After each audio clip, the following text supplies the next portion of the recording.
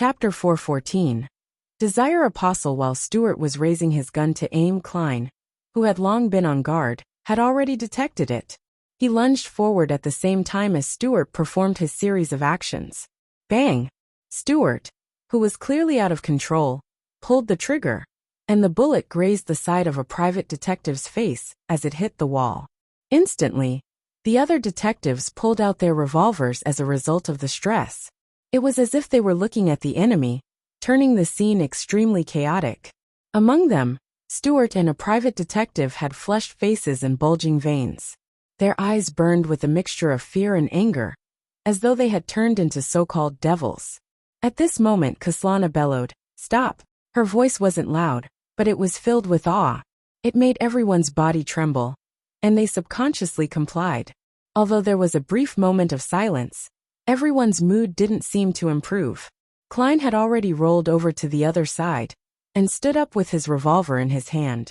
His mind raced, and he couldn't afford to hide his thoughts.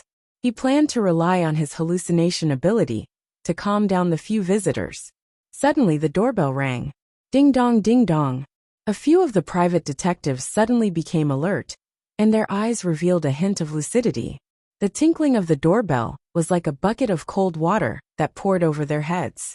Stuart looked at the revolver in his hand and mumbled in a daze. "What was I doing just now? The official Beyonders have made their move?" Klein breathed a sigh of relief, approaching the door as he held his revolver. The moment he held the handle, the image of the person outside appeared in his mind. It was a man in a black coat and a hunter's hat. He had gray temples and a thin face, Isengard Stanton. The detective's face was somewhat pale, and his left arm was propped up near the shoulder. "He really is all right." Klein was delighted at first, but then he became cautious. He remembered the day when Nimblewright Master Rosago had transformed into a constable to knock at his door. Klein placed his finger on the trigger, pulled the door open and took 2 steps back. Isengard Stanton smiled and nodded at him. "Thank you for your visit this afternoon. Otherwise, I might not have been able to continue playing hide and seek with that devil. You saved my life." Could it be that the correct interpretation of a suitable date for visiting Isengard Stanton is that by visiting him this afternoon, I was able to help him out of trouble? What about the next few days of suitable dates for visiting? By skirting around the murder scene, I wouldn't be suspected? Klein didn't know whether to laugh or cry. He didn't let his guard down as he made way. What exactly happened? We'll talk later. Isengard suddenly lowered his voice and laughed. "Do you wish to discuss the subject of Beyonders in front of Stuart and the others? So here you are mentioning Beyonders to me so naturally?" "That's right. I was able to remain in a deadlock with the master of the Devil Dog for more than 10 minutes. That serves to prove that I'm no ordinary person. Besides, the suggestion I previously offered pointed straight at a devil-turned animal." Klein quietly stayed behind Isengard Stanton by 2 steps. Upon seeing this great detective, Kaslana and her assistant Lydia let out a sigh of relief. Stuart and the other private detectives also showed a look of relief. "Are you all right, Mr. Stanton?" they asked. Isengard slightly moved his left arm and said, "A little injured but not too badly. Okay, everyone don't be nervous. This will be over soon. The police are waiting for that bastard in the darkness nearby." "Is it because of the serial murders? Have you locked onto the suspect? Will he hurt the innocent?" the private detectives asked frantically. Isengard pressed his right palm down. "Don't worry, I'll tell you in detail in the time to come. But before that, I need to find out a few things from Sherlock and Kaslana. We'll head to the activity room for a few minutes." His accumulated prestige made the detectives sit down without rebutting. Although they were still worried, they no longer had the problem of fretting or suddenly losing control of their emotions. After entering the activity room and closing the wooden door, Klein took a look at the enclosed room and suddenly thought of something. This kind of environment is very suitable for using items like the biological poison bottle. Ahem. Klein cleared his throat, walked across the room, and opened the window. He still didn't relax his wariness against Isengard Stanton, nor did he believe that Kaslana was absolutely trustworthy. Isengard looked around, directly taking Klein's reclining chair before chuckling. "Being old, I still like to sit like this. Sitting on a single sofa, Klein asked again. Mr. Stanton, what exactly happened? Isengard looked at Kaslana, who was standing behind a coffee table, and said, We're all Beyonders, so I won't explain stuff pertaining to general knowledge. Beyonders? Kaslana first looked at Klein, then at Isengard, slightly surprised but not all that shocked. So it turns out that you're also a Beyonder. Why were you stumped by a weak ghost back then, and unable to even discover the problem? Yes. Perhaps she's from a sequence that isn't good at dealing with shadows or wraiths. Klein responded to her gaze. Isengard smiled and said, I once went to the Limburg for 4 years of studies, where I came into contact with the Beyonder world, and became a believer of the god of knowledge and wisdom. After returning to Backlund, I gradually established a good relationship with the military, the Church of the Evernight Goddess, and the Church of the God of Steam and Machinery. But I didn't dare to reveal my true identity, because the mandated punishers would definitely eliminate me as a cult's heretic.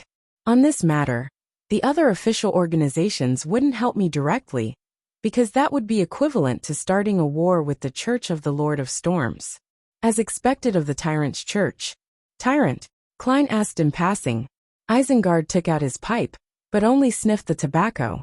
This is what our church internally calls the Lord of the Storms. All right. Let me first return to what happened today. The person who attacked me and delivered threatening letters to you is the master of the serial murderer from before. Heh. You should know that the murderer is a black dog of the devil sequence, especially Sherlock. You were the first to point out that the devil might be an animal. Klein smiled, neither denying nor admitting it. Kaslana also just clasped her hands together, not saying a word. Isengard shook his head and laughed. Don't worry, I'm not an enforcer, but as a believer of the god of knowledge and wisdom, I can't preach in Backlund or officially establish an organization. I can only rely on you and others like you for help. In other words, you can help us take the blame? Klein mocked inwardly. Isengard continued, seeing that they were still not making any admission. The Devil Dog's master is a Sequence 5 expert. Yes, according to what I know, the Devil Pathways Sequence 5 is Desire Apostle. They can use and control everyone's emotions and desires, enticing them to be corrupted. When facing a Desire Apostle, one mustn't have feelings that are too intense. One mustn't make or exhibit overt desires. Otherwise, they'll immediately be remotely controlled by him. Otherwise, a seed might be planted in them, or have it catalyze immediately. This will make people exhibit many problems as they gradually become corrupted. They might also lose control of their emotions at a critical moment, and be unable to put up any resistance. This is a portion of the Beyonder powers a Desire Apostle has. I have confirmed these aspects from my battle with him. Upon hearing this, Klein suddenly understood one of the reasons why the culprit had sent out threatening letters and made such provocative actions. He wanted to anger us, making our emotions experience violent changes, so that he could bury a corruption seed or catalyze our emotions, making it erupt out of control. This would make his follow-up attacks simpler and easier. Fortunately, I'm a Beyonder who has experienced many things. At that time, all I had was vigilance and caution. When Stuart and the others saw the threatening letter, their emotions clearly changed, so the Desire Apostle had planted a seed in them. If we hadn't been able to stabilize them in time, the situation would have become chaotic with the internal strife, giving the surrounding official Beyonders little time to react, and thus, giving the Desire Apostle ample opportunity. Back when I was in Isengard Stanton's house, I felt that time moved slowly. Was it a result of the magnification of my sudden increase in vigilance, tension, wariness, and other emotions? Klein thought back and felt lucky. So that's how it is. Kaslana seemed to gain an understanding of many things. Isengard rubbed his temples and said, I was almost manipulated by him, which resulted in my injuries. Afterward, I used a mystical item to play hide and seek in the house. It was only when Sherlock visited, and the three sides came to a stalemate, did I get a chance to have a breather. My poor assistant was looking forward to returning to Limburg for Mass on New Year's Day. At this point he sighed. When the police arrived, I took the opportunity to escape, and then used the river to escape the pursuit, Isengard added. He then asked, Sherlock Kaslana. How do you plan on handling this issue? After a moment of silence, Kaslana said, Mr. Stanton, do you have any suggestions? Isengard said, First, take the protection of the official Beyonders, preventing the Desire Apostle from daring to take action. While this is happening, we should hope that he's quickly caught or killed. If our hopes aren't met, it's impossible that the official Beyonders would allocate people to constantly protect us. Then we only have two choices. First is to change our identity, including our families, and move to a different place with their help. However, no one can guarantee that the Desire Apostle won't discover this. Second, we can directly join a corresponding official organization and become an external member. That way, our identity and place of residence will change as well, but it's much safer. Join a corresponding official organization, the Machinery Hive Mind, or go to places like Lenberg or Mason to join the Church of the God of Knowledge and Wisdom. Wouldn't I then come to have 3 last names? No, a believer of 3 churches? Klein felt an inexplicable sense of absurdity. He thoughtfully asked for advice. Are there no other solutions? At the same time, there was no change in Kaslana's expression. It was unknown what she was thinking. Isengard Stanton rubbed his pipe and said, Yes, that is that we join forces to create an opportunity, so that we can quickly find and detain the Desire Apostle. Of course, the perfect outcome would be as killing him directly. Chapter 4:15. The Ring. Klein didn't have too big of a response in regards to Isengard Stanton's suggestion. He looked at the tightly closed door of the activity room and said, As far as I know, a devil can predict danger before we take action, and they can even determine the source of the danger, thus providing an effective response. It's hard to find and restrain him. Isengard nodded slightly and said, Yes, that's indeed the case, but this doesn't mean that there are no solutions. What solutions? Kaslana immediately asked. Isengard smiled and said, I fought him head-on and witnessed his Beyonder powers of predicting danger, so I have a rough idea of its strengths and weaknesses. A devil can indeed detect danger before it happens, and it can be done so for quite a significant period of time prior to the danger. As long as we make any plans and take decisive action that targets him, he would receive the corresponding premonition. Of course, it has to be something that can really harm him. No, the truth is that the strengths and weaknesses of different types of devils are different. Some of them might only be capable of detecting danger 10 to 20 minutes in advance. Klein silently retorted, but he didn't say it out loud. Isengard continued, The flaw of premonition powers is that it can only detect the person and location of the danger, but it doesn't know the specific details. This gives us an opportunity to take advantage of it. What opportunity? I don't think we can trap a devil that can predict danger, Kaslana asked incredulously. Klein also nodded in agreement. Of course, I can use the gray fog to deceive the Desire Apostle, making him unable to detect danger ahead of time. But the problem is, how can I expose the secret of the gray fog in front of others? Klein silently added a few words. Isengard chuckled. It's true that it won't work normally, but the Beyonder world is full of incredible things. I'm a Sequence 7 knowledge keeper of the reader pathway, also known as detective. By honestly telling you this, it's a way of showing my sincerity in cooperating. In this situation, I think honesty is more important than anything else. Only Sequence 7? How could a Sequence 7 escape from a Desire Apostle? It seems like Mr. Stanton has a powerful mystical item. Enlighten. Klein shifted in his seat. Does a knowledge keeper have the ability to suppress a devil's premonition powers? Kaslana asked with her body leaning forward. No, Isengard said with a laugh. However, I have a ring. It originates from a Sequence 6 rampager of the reader pathway. It allows me to differentiate, recognize, remember, and mimic all the Beyonder powers I've seen before.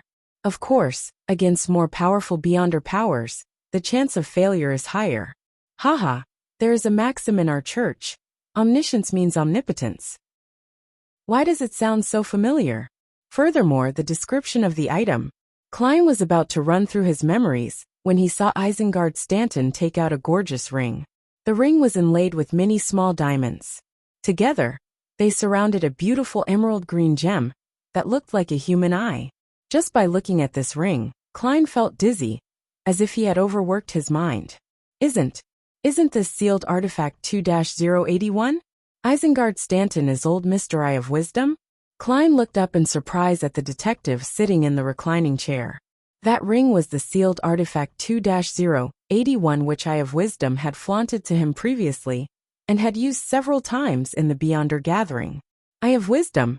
This code name does sound like it's related to the Church of the God of Knowledge and Wisdom. Klein, using his clown's ability to control his expression, as he looked quietly at Isengard Stanton. In the end, he found that some of the outlines of the great detective did match Eye of Wisdom, but there were many details which were highly different. His ability to disguise himself is very impressive. Was it done with the help of 2-081? Klein made a rough judgment. At this moment he suddenly thought of a scene. If Mr. Stanton says, "Let all of us work together to resist the Desire Apostle. And the most important thing is honesty. I have already described my sequence and mystical item. It's your turn. What should I say? Silently take out the sun brooch which he sold to me?" At that moment, wouldn't he be going, "Nice, so it's you, punk."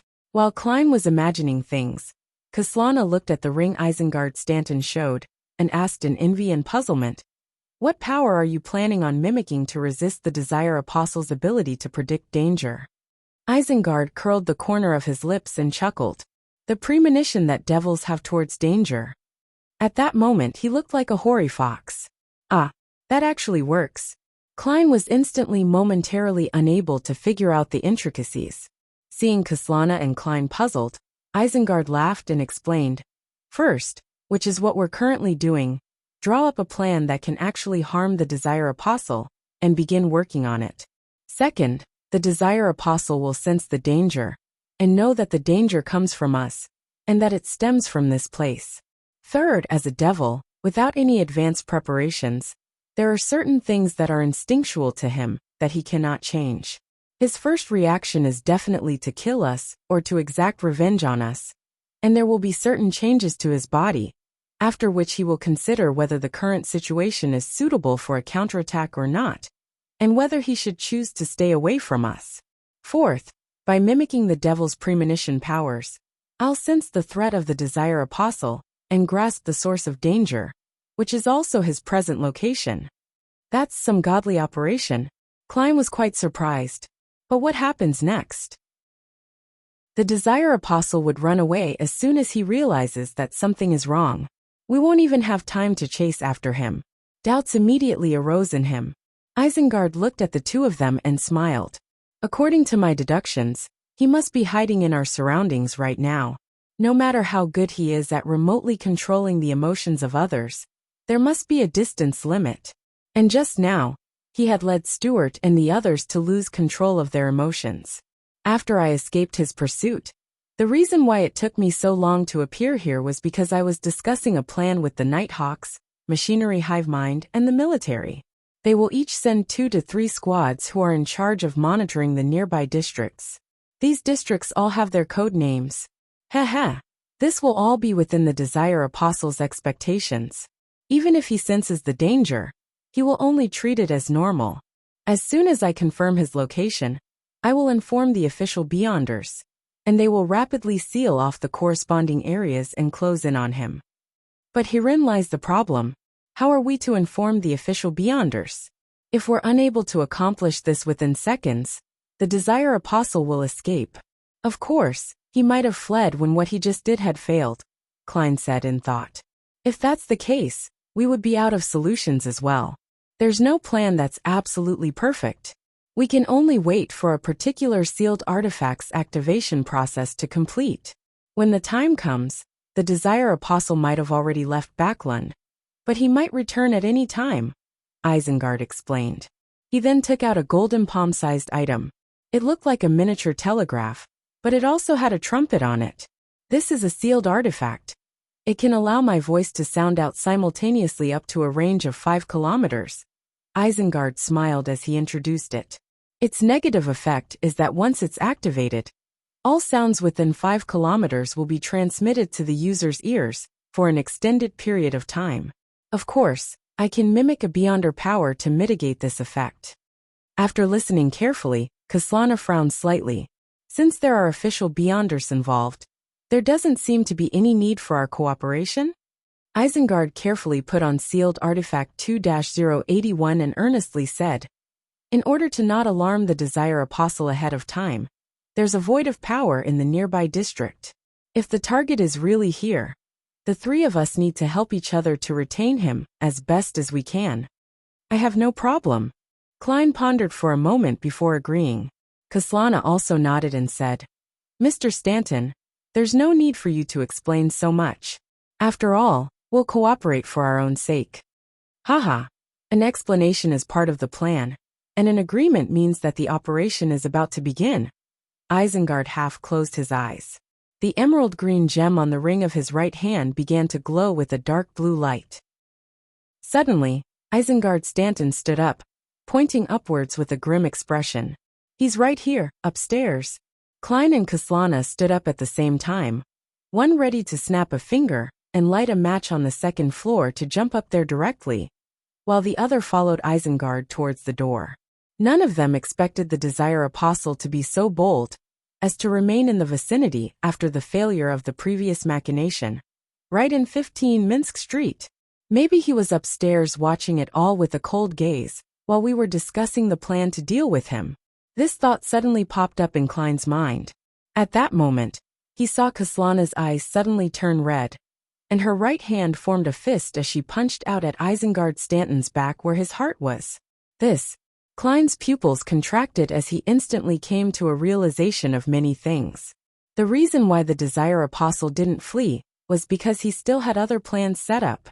He still had a seed of corruption in someone's heart that he didn't catalyze. That person was none other than Kaslana, one of the only three Beyonders here. The reason why the unsuccessful attempt at instigating them was so easily resolved was to let their guard down and wait for the critical moment to make Kaslana lose control of her emotions.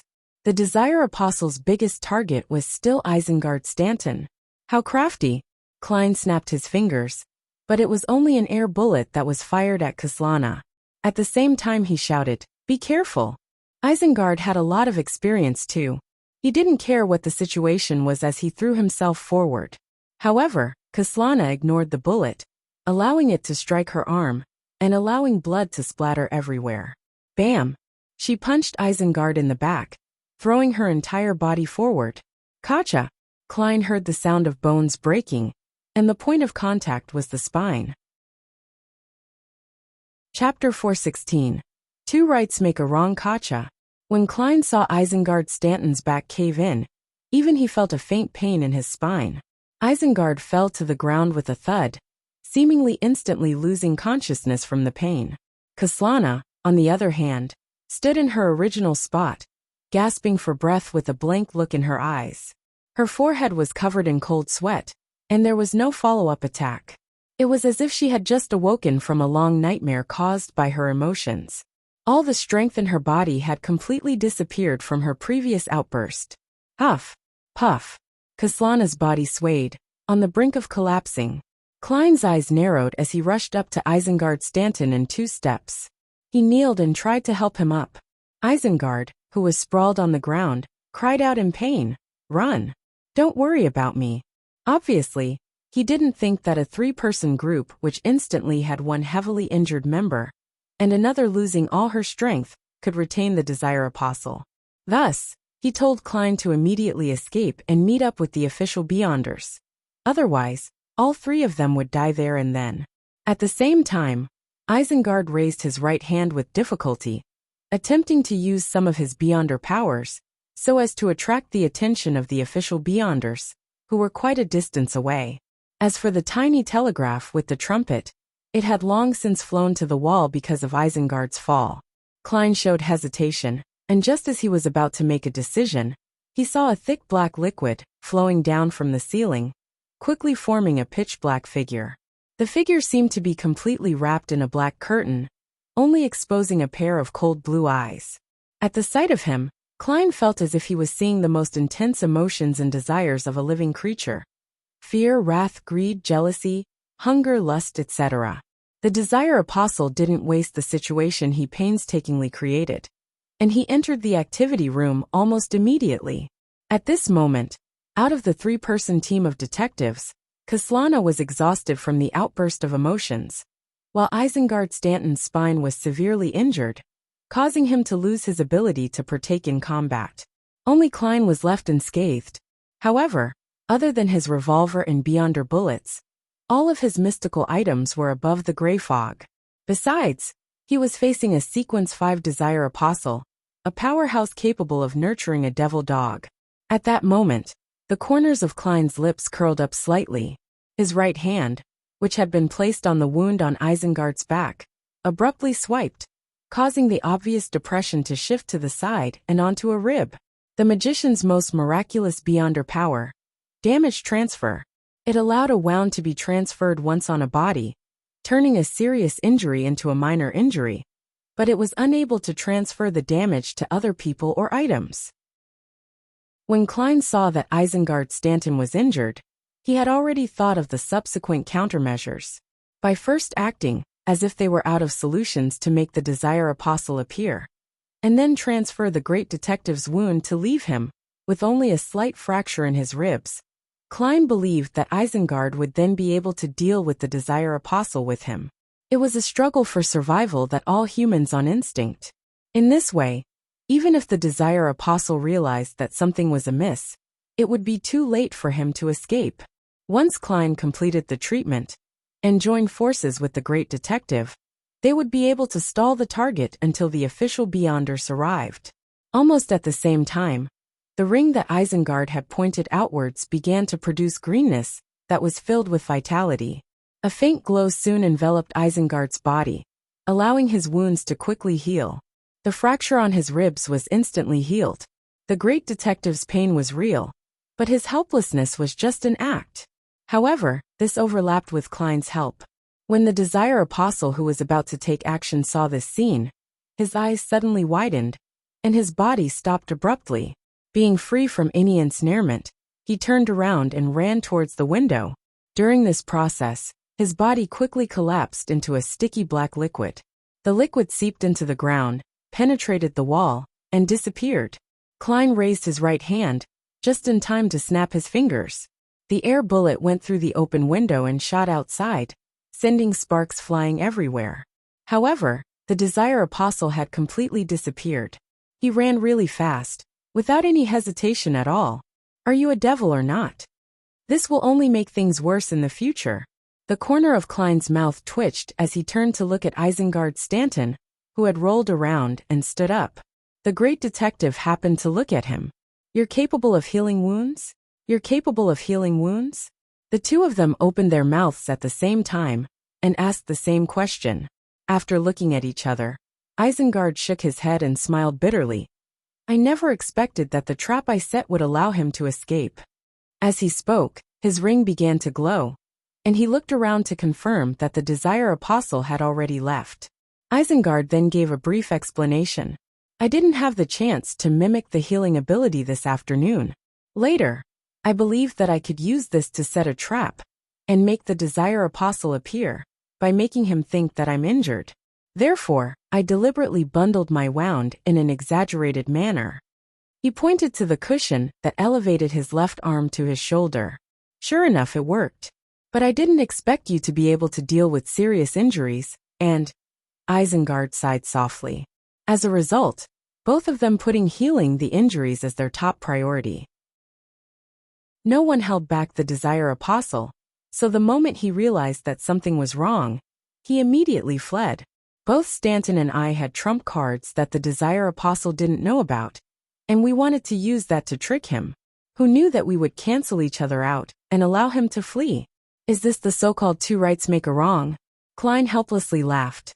This is because we don't know each other well enough, and we didn't have good teamwork. No, it's my fault, Isengard said sincerely.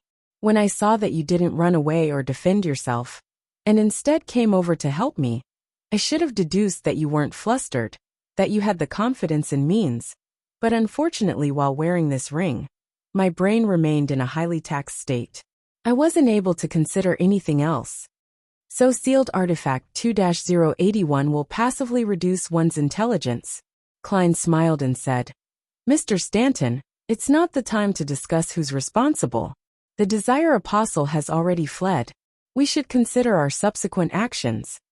Isengard took off his ring and turned to the door of the activity room. The official Beyonders are arriving soon. I'll go outside to calm Stuart and the others. After that, we can come up with a plan. Are you joining me? Or do you plan on handling some of your matters? The official Beyonders. Mr. Stanton previously mentioned the Nighthawks, the machinery hive mind, and the military. Please don't be an acquaintance. Yes, my spiritual intuition hasn't warned me, so it's probably not. Mr. Stanton is giving me a chance to clean up and dispose of any sensitive items, so that I don't get into trouble with the unfriendly official Beyonders. Many thoughts flashed through Klein's mind as he asked, Mr. Stanton, when you grasped the Desire Apostle's location, where was he? Isengard thought and said, Your bedroom. He was sitting in front of your desk. How arrogant. Klein pointed out the door and said, I'll head over there to investigate. I'll see if he left behind any traces. If we can figure out what the Desire Apostle truly looks like, it'll definitely make apprehending him much simpler. I'll leave the rest to you. All right. Isengard moved to the side and helped up the weak Kaslana. Seeing this, Klein suddenly found it amusing.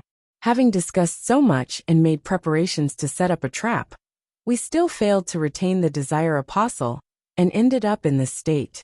There are always more accidents than preparations. That's why Magician is just a sequence 7. After leaving the room, Klein went straight to the second floor and entered his bedroom. The arrangement inside remained unchanged, and even the distance between the chair and desk was no different from before. However, Klein seemed to see a figure wrapped in a pitch-black liquid. He sat there looking straight ahead, waiting patiently and calmly for a chance. As expected of a cold-blooded, Klein looked at the glass panes of the oriel window and felt that he could divine if it had reflected something. The devil pathway is good at crime, so it wouldn't be so easy for him to leave clues behind. However, I can try going above the gray fog to give it a try. Klein inspected the area and began to burn some of the mysticism notebooks he wrote in passing. Not long after he finished dealing with the items, he saw a few strangers coming up to the second floor. The leader of the group was a man with a stiff face, but a head of frizzled, messy, and stubborn brown hair. In his hand was an ancient silver mirror with strange patterns. On both sides of the mirror there were black gems which were decorated as eyes. Hello, Mr. Moriarty. I am a Cancer Bernard of the Church of the God of Steam and Machinery. Can I inspect this place? Klein immediately nodded and said, No problem. He then politely said, Do you need me to follow you and answer any of the questions you might have? All right. Sorry for the trouble. Mr. Stanton has mentioned to me about your situation, a Cancer said with a smile. Several of his team members followed behind him. They treated him differently, some ignoring him, some curious, some filled with hostility. My situation. How exactly did Mr. Stanton introduce me, and what story did he make up? As his thoughts raced, Klein followed a Cancer into the bedroom again, while the rest of the official Beyonders paired up, each responsible for a different zone on the second floor. This is where the Desire Apostle sat. A Cancer pointed at the chair in front of the desk. He had clearly asked Isengard Stanton. Yes, Klein answered frankly. Without another word, a Cancer raised the silver mirror and stroked its surface 3 times with his right hand. After a short pause, he said in a deep voice, Honorable Erodes, my question is, what did the devil who was previously sitting here look like? The lights around them suddenly turned dark, as if enshrouded by mist after a rainstorm. A strange aqueous glint appeared on the surface of the silver mirror, forming a scene. A man covered in a sticky black liquid sat on a chair with his back to the window while he faced the bed. Immediately after, the scene changed. The mirror in the corner vaguely reflected the dark shadow's side profile, which was similarly covered by the pitch blackness. But he could vaguely make out an outline. The Desire Apostle had very high cheekbones and a pair of cold-looking blue eyes. Chapter 417. Erodes seeing the scene in the silver mirror, Klein revealed a pensive expression. This mirror is very powerful, and it even has its own name. It seems to be a living sealed artifact. Such items might not be too harmful, but the difficulty of sealing it is very high. It's seldom used except for special situations. This person, named a Cancer Bernard from the machinery hive mind, seems to be highly ranked. He should be a deacon, and definitely not a simple one at that. Divination is limited, so the outcome would almost be the same as the result shown by the silver mirror. Even if I were to go above the gray fog, I wouldn't obtain a better result. There's no way to determine the Desire Apostle's appearance. There are countless people in Backland with high cheekbones and blue eyes. As Klein was in the midst of his thoughts, the scene produced by the silver mirror quickly dispersed. Following that, words in blood red appeared. Based on the principle of reciprocity, it's my turn to ask the question. If you lie or are unable to answer, you will have to accept an arranged mission by me or suffer a penalty. Klein pricked up his brows when he saw that. Is this some truth or dare mirror? Interesting. The words, which resembled dripping blood, slowly changed into new characters, forming a new sentence. What is Red Light's true name? Red Light. One of the leaders of the Great White Brotherhood? One of the 7 pure lights above the spirit world? Klein thought through it carefully, and realized he didn't know the answer. He only knew of Yellow Light Venathan. A Cancer's throat bobbed up and down as sweat gradually appeared on his forehead. After a brief moment of silence, he said in a deep voice, Nanites. Wrong. The blood-red words on the mirror changed again. Mission or penalty? There was an obvious struggle on a Cancer's face. Finally, he breathed out and said, penalty. Just as he finished speaking, a streak of silver-white lightning appeared out of nowhere and struck his head. With sizzling sounds, a Cancer's hair stood on their ends, and his body collapsed with a thud. Small amounts of black smoke billowed from his body. However, the mirror didn't fall to the ground with him. Instead, it floated by itself and landed on the desk. After 2 seconds, a Cancer staggered to his feet and sat there, panting while shaking. Klein looked at everything in silence, unsure of how to react. After a while, a Cancer, who had recovered a little, looked at him and said with a forced smile, You should have heard of sealed artifacts and know that they come with certain negative effects. Yes. Klein looked at the standing hair on a Cancer's head, and suddenly understood why his hairstyle was so frizzled, messy, and stubborn. Klein couldn't help but say, Actually, you could do the questioning alone. There's no need for you to do it in front of me. Phew. The requirement of using this mirror is that there must be someone watching by the side. A Cancer was still trembling. It's so sentient. Klein took 2 steps forward and came to the table. He carefully looked at the silver mirror out of curiosity, and found that, apart from the strange patterns and 2 decorative eyes, there was nothing special about the sealed artifact. A Cancer, whose side was facing him, trembled as he chuckled. You can pose questions to him. We don't mind. No, I don't have any intention to. How could Klein play truth or dare with something like an Ouija board? As he spoke, he tried to touch the edge of the silver mirror. It's ice cold to the touch and has a metallic feeling. As Klein had this thought, he saw the ancient silver mirror tremble slightly. White words quickly appeared on it. Your loyal and humble servant Rhodes at your service. Ah.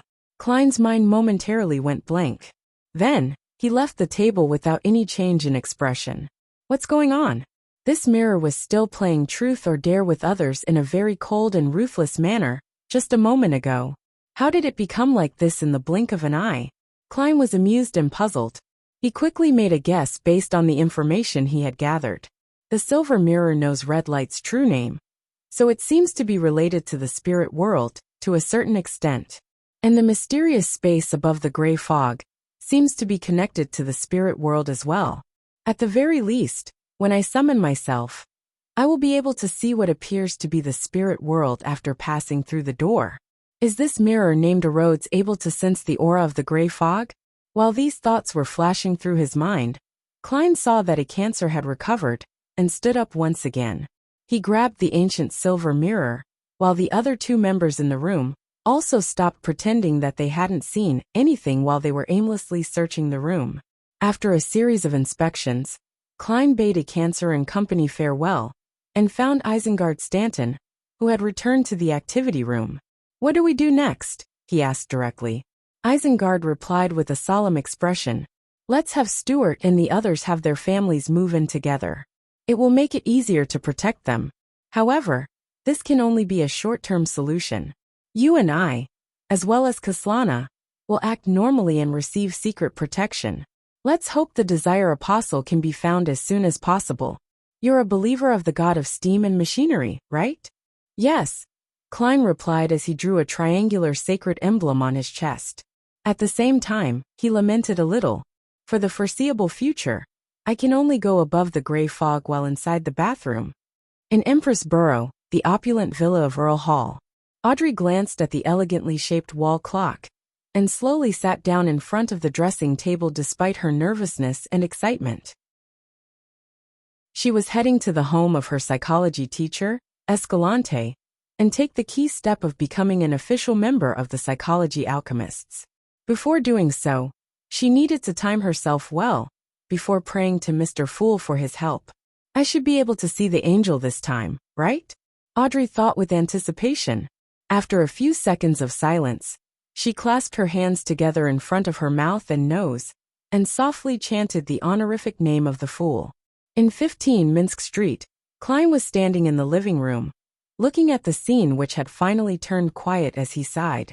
To him, the Desire Apostle only meant danger, but to Stuart and the others, it was a change in their lives.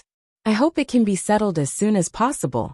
With so many Beyonders with so many sealed artifacts, there must be something effective against the devil pathway. In the midst of his thoughts, Klein suddenly heard a series of illusory pleas. It should be Miss Justice. Having been prepared, he looked around before walking to the bathroom, as if nothing had happened. After locking the bathroom door, he couldn't help but sigh inwardly. My life has also changed a little. Before the threat of the Desire Apostle was eliminated, he had to reduce the times he went above the gray fog, while being secretly protected by the machinery hive mind. Next week, during the Tarot Club, the itinerary must be simplified. However, no matter how compressed it is, it'll still take nearly 10 minutes. Well, constipation is a very normal thing. Who says that Beyonders can't be constipated? Being optimistic, Klein took 4 steps counterclockwise and went above the gray fog. Next, Audrey followed what she had been previously taught and set up a simple ritual, entering the artificial sleepwalking state. When Klein saw her blurry figure inside the Crimson Star, he went through the procedure, first using his spirit body to contain the Dark Emperor card. Then picking up the paper figurine, he cut with his improved cutting skills and sending it out. As expected, the paper figurine gathered the power that was being stirred out of the gray fog, turning into a gigantic angel with 12 pairs of black wings. Audrey watched as the sacred and majestic angel descended before her, wrapping herself in its layers of wings. She was left speechless for quite some time. This is an angel, Mr. Fool's angel. And it even has 12 pairs of wings, an archangel. This is exactly the same as the descriptions in the Legends of Canon. This is also an angel of our Tarot Club. Audrey watched as the angel's silhouette rapidly faded away. She suddenly felt that it was exceptionally sweet. She thanked Mr. Fool with joy, excitement, and piousness. And then she called the maids and told them to get ready for her trip outdoors. Klein smiled and returned to the living room, looking at the bullet hole in the wall, and lost himself in thought. Should I hang a cheap oil painting to cover it or repair it and paint over it? In Escalante's house at Hillston Borough, 7th Avenue, Audrey left her maid and bodyguard in the living room and followed the mistress of the house into the activity room with Susie, her huge golden retriever. In the activity room there were 2 other people waiting. One of them was Hilbert Alucard, the psychologist who was introduced to her by Lady Norma. The other was Stephen Hamprez, who had organized the previous psychology discussion. At that moment, although it was already time for the banquet, there was only a single ordinary candle lit in the room. The candle was placed in the middle of the coffee table, as its faint yellow flame flickered, dispersing the darkness in the activity room. After greeting each other, Hilbert, with his slightly brown skin that was thanks to the tiny bit of Southern Continent blood in him, glanced at Susie, but he didn't say a word. Audrey smiled apologetically and said, "I feel more secure with it around." Susie also looked at Hilbert with innocent eyes. Understandable. Please have a seat. Hilbert smiled and sat down on the sofa on the other side of the coffee table. Hamprez and Escalante also took their seats. After Audrey had taken her seat, Hilbert lifted the candle wick to brighten it a little. He looked at Audrey through the candlelight. Now answer me honestly. Are you sure you want to join the psychology alchemists? Under the illumination of the candlelight, his eyes seemed to be dyed with a hint of gold. Deep within his pupils, there seemed to be another eye, a vertical eye. Audrey's mind suddenly turned adrift for a moment before she regained her senses. She lightly nodded and said, "Yes." Hilbert asked again, "Will you intentionally hurt the psychology alchemists?" His tone carried a strange inducement, as though as long as the person being questioned gave an affirmative answer, they would unwittingly agree and abide by it from the bottom of their hearts. "No," Audrey answered very logically. After a few questions, Hilbert, Escalante, and the others heaved sighs of relief. The former smiled and asked, "Is there anything else you would like to say?" Audrey hesitated for a moment, and then displayed her sincerity. "I once purchased the spectator formula at a Beyonder gathering. I am already a spectator. That Beyonder gathering is called the Tarot Gathering," Audrey thought to herself proudly. Chapter 418. The power of the mind. Audrey knew that her mind and psyche were being influenced by some kind of Beyonder power. It was only because of the angel's blessing, provided by Mr. Fool, that she was able to miraculously be immune to that state. Therefore, she decided to set certain things in motion, using small secrets to stun her counterparts, so as to hide the more crucial matters, in return for obtaining greater trust. The reason why she was doing this wasn't because she didn't believe in the angel, but because she felt that she could observe her counterparty, just like how they were observing her. Although she had always hidden herself in the dark, and pretended to not be considered a Beyonder, performing in a way which would not arouse suspicion, she was still more willing to take the members of the psychology alchemists seriously. After all, they were professionals, and she could only be considered a dabbler in the Beyonder circle. She lacked the experience, and wasn't flexible enough. It was very possible that she would expose certain problems from things she had yet to realize. In that case, she might as well take this opportunity to confess and completely dispel some of the doubts of the psychology alchemists' members. She had called the descent of the angel and its envelopment of her with its wings as a blessing. Upon hearing Audrey's reply, both Escalante and Hamprez showed a brief look of surprise. For a moment they even doubted their own powers. As for Hilbert, he curled the corners of his lips into a faint smile, showing no abnormal reaction. He nodded in satisfaction and gently said, "Your honesty is admirable. Anything else?" Audrey pretended to be in a trance as she shook her head. "There isn't anything else." Hilbert thought for a moment before asking a few more questions. "Which Beyonder gathering did you buy the spectator formula from? Who did you buy it from? Where did you get the ingredients for concocting the potion?" Audrey's eyes darted around slightly as she showed an expression of recalling.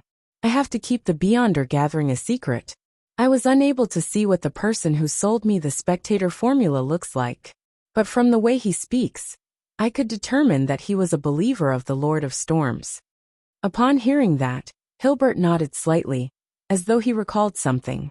Audrey continued, "My spectator potion ingredients were mainly found from my family's vault. The rest were exchanged from my few friends." 2 spectator potions, she added silently. Most of them were found from her family's vault. Hilbert, Escalante, and Hamprez ruminated over the words, momentarily at a loss for words. After a few seconds, Hilbert nodded to Escalante and Hamprez, indicating that he found everything all right. After receiving the same reply from the rest, the gold tinge in his eyes faded, and the vertical pupil in his eyes faded rapidly. Hilbert touched the wick of the candle again, causing the flame to flicker. In that instance of alternating light and darkness, Audrey discovered that the strange power that affected her had suddenly disappeared. She controlled her adrift expression and switched to an appearance of doubt and inquiry. "I didn't expect you to already be a spectator." Hilbert chuckled. "Huh?" Audrey showed her surprise and panic at the right moment. Knowing what kind of emotional reaction to show in the appropriate situation, and knowing, in detail, what kind of expression and body language to react with was the basic skill of a telepathist. Hilbert smiled and said, "There's no need to be nervous. We don't mind. That was the last of our tests. Congratulations, you have passed all the tests. Now, you're an official member of our psychology alchemists." "All right then." Audrey hesitated, then she smiled. It felt like a dream. She then stood up, lifted the edges of her skirt, and bowed at Hilbert and the others. She then said with a faint smile, "We are now companions." Escalante and the others immediately stood up and bowed to the beautiful girl of noble status, who was so polite to them. After the two sat back down, Hilbert organized his words and said, "Miss Audrey, I'm going to formally explain to you about the situation of the psychology alchemists." "All right," Audrey said with a smile. "Just call me by my name." Hilbert nodded. Leaning back, he crossed his right leg and clasped his hands. The original psychology alchemists was just a seminar for enthusiasts who all believed that the mind has limitless power and infinite wonders. Later on, this seminar obtained a treasure map and found the relics left behind by Hermes. Hermes of the Hermes language? Audrey asked in excitement. Yes, he was one of the earliest masters of mysticism from the human race, and the language of ancient Hermes that he created resonated with the power of nature. He was active during the Dark Second Epoch. Back then, humans were only the servants and slaves of giants, Hilbert said with utmost reverence. He let out a soft sigh. The original members of the psychology alchemists found a lot of things from the ruins. They discovered that Hermes was a mysticism master in the field of the mind. His research target was the dragons that ruled the sky during the Second Epoch. To be precise, the dragons of the mind. The information he left behind shows that mind dragons have advanced far into this field and have achieved the same level of achievement as deities. I know. The dragon of imagination Anquelt was an ancient god, Audrey thought quite complacently. Hilbert sighed and said, "Those materials laid the foundation and direction for the research of our psychology alchemists. We believe that the mind has many secrets, and that every one of them is hidden somewhere deep and difficult to grasp." Forgive me for using the adjective deep, which seems to be the most appropriate term to me.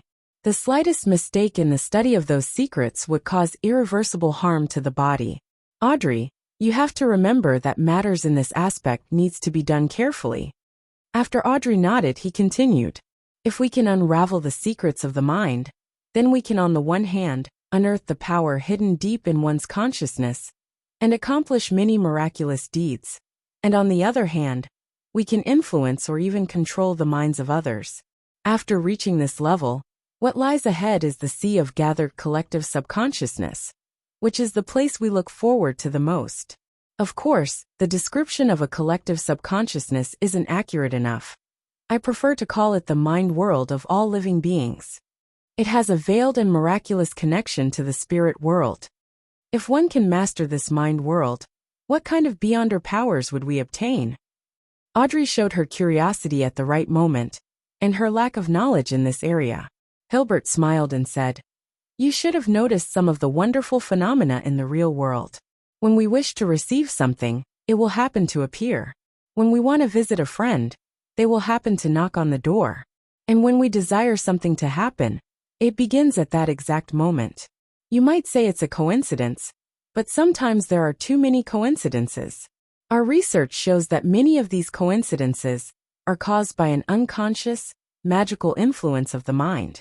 When you master the mind world, which is also the sea that gathers the collective subconscious, then you will master coincidences, creating magical phenomena that make chance appearances as an echo of your mind. It will appear as you wish. This is too amazing." Audrey had heard the sun mention the dragon of nightmare before, but the description was far less detailed than Hilbert's. Hilbert chuckled and said, "At our level, it's better not to discuss such a deep and profound question. If we do, we'll easily lose ourselves. I'll continue introducing the psychology alchemists. The discovery of the ruins marked the establishment of the organization. The members at the beginning wanted to maintain a state of pure academic discussion, but they would always need help when encountering matters. Similarly, they lack items and research materials. That's why the psychology alchemists slowly became systematic and transformed into a real secret organization. However, compared to other secret organizations, our structure and relationships are still relatively loose. That's what I like about it, Audrey expressed her opinion. Hilbert explained the main rules and regulations before finally concluding, when you reach a higher rank, you'll be able to meet the other members. I'll now give you the Sequence 8 Telepathos Potion. They did prepare a Telepathos Potion as expected. Audrey was both glad and proud. After seeing the lustrous potion, she hesitated and said, I wish to consume it after I get back. She still doesn't trust us, and she wishes to make confirmation. Hilbert read Audrey's thoughts and replied with a smile. Okay. With your performance, drinking the Telepathos Potion shouldn't be a problem. Audrey beamed and thanked him before asking a probing question. Can you give me the potion formula to psychiatrist? I wish to seek out and gather the ingredients ahead of time, so that I don't waste any time. When other people join the psychology alchemists, other than hoping to get a formula, don't they hope to apply for the corresponding Beyonder ingredients? Who says it in such a carefree manner, and talk about trying to gather them ahead of time? Hilbert, Hamprez, and Escalante were speechless for a while as they looked at the girl who spoke of such things with a normal tone. A few seconds later, Hilbert forced out a smile. I'll help you make the application. Normally, this would require contribution points, and contribution points come from the missions we assign you, the research contributions you make, and the new information and materials you gather. Okay, I'll do my best, Audrey said briskly. She remained silent after leaving Escalante's house, but only until she entered her room and sent Annie and the others away did she turn to the huge golden retriever and smile. Susie, we got your potion. It's a pity that the rainbow salamander that Alfred found for me couldn't be of use. It can only be exchanged for money. Audrey sighed emotively in her heart. Susie looked at the bottle containing the Telepathos Potion and wagged her tail cheerfully. Audrey had hung a pair of gold-rimmed glasses around her neck just for laughs. Hillstonborough, in Isengard Stanton's house. Klein had been invited to breakfast. Apart from him, Kaslana was invited as well. After eating a mouthful of the soft potato pie, Klein praised, Mr. Stanton, your cooking skills are excellent. Isengard, who had gray hair at his temples, smiled and said, It's a specialty of Lenberg. And to the Beyonders of the Church of the God of Knowledge and Wisdom, being multi-talented is a common trait. Its Sequence 6 is called Polymath. It's easy for people to lose control for the corresponding potion. Until now, I still don't have the confidence to make the advancement attempt. Chapter 419, Wishing Polymath. This sequence sounds strong just from its name. The Reader Pathway's Sequence 7 is called Knowledge Keeper or Detective. It's a job that leans towards grasping knowledge and deduction.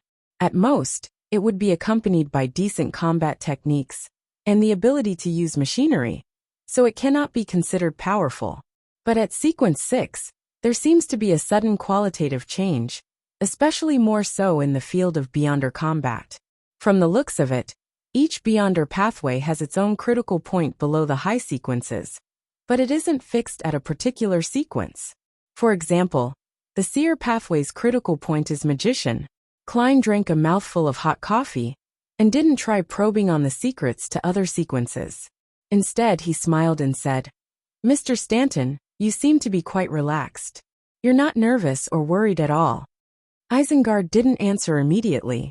He put down his knife and fork, took out his pipe and said, You don't mind, right? Actually, I do.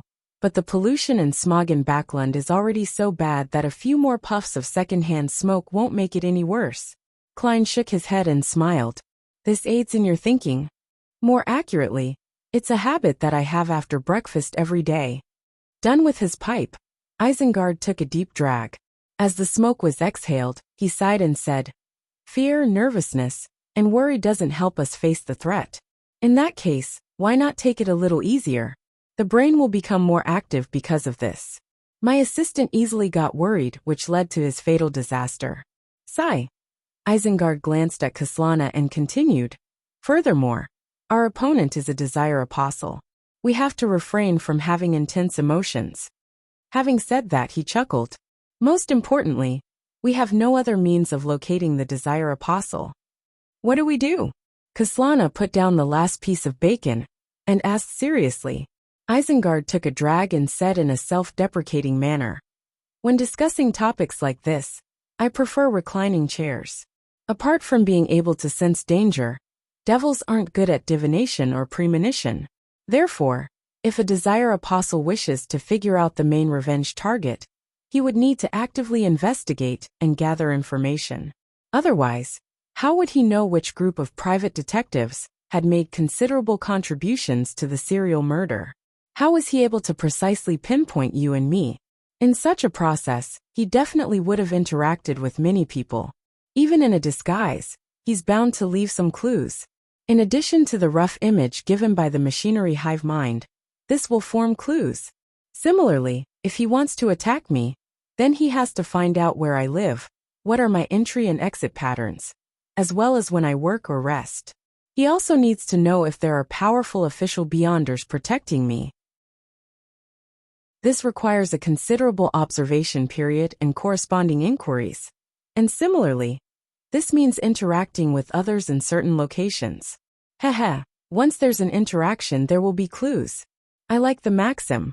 Wherever he steps, whatever he touches, whatever he leaves, even unconsciously, will serve as a silent witness against him. I know that sentence. It was said by Emperor Roselle. Klein smiled. Soon after, he felt a little despondent, because this was the second time he heard someone mention this maxim in this world. The last time it happened was when he was in Tingen. Kaslana, whose cheeks were drooping, sighed. As expected of a great detective, I never thought about such things. I admire your observation and reasoning skills. Isengard responded with a smile. Everyone has their own areas of expertise. If it's just fighting, then I would be defeated by you again and again. Sherlock must have also thought of the things I just said. He also has outstanding observation and reasoning skills, and he's an outstanding detective.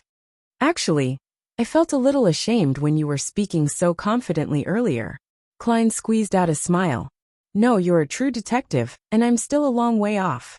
You really are a modest young man. Isengard sighed.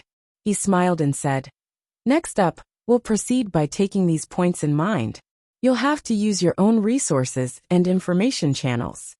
Aside from the Tarot Club, a third of my resources and information channels in Backland are from you, my good old man. Klein forced a smile and replied, all right. Apart from the Beyonder gathering held by Eye of Wisdom, the only people he could seek help from were Merrick, Miss Sharon, Vampire Emlyn White, and Father Utravsky. With the machinery hive mind secretly protecting me, I'll have to eliminate Miss Sharon and Merrick. I can visit Emlyn the vampire, as he's now a half-believer of Mother Earth, and is under the protection of Bishop Utravsky. He wouldn't encounter any danger from the official Beyonders.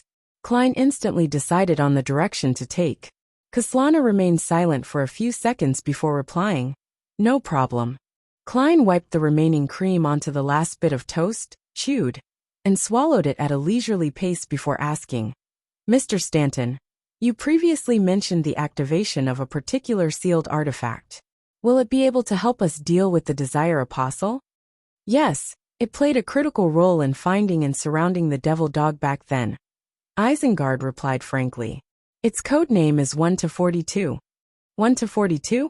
A grade 1 sealed artifact is highly dangerous and can only be used in limited ways. Even the Backland Diocese can only keep 1 or 2 items. A corresponding description flashed across Klein's mind, and he asked with great interest, what is it? What abilities and negative effects does it have? Isengard laughed and said, that is a secret of the Church of the Evernight Goddess. I do not know, and I only know that it was originally not in Backland. It was rushed here as an emergency because of the serial murders. It is said that it's a full-body armor, which is silver in color with dark red blood stains. It once caused the destruction of a small city, and over 100,000 people died because of it.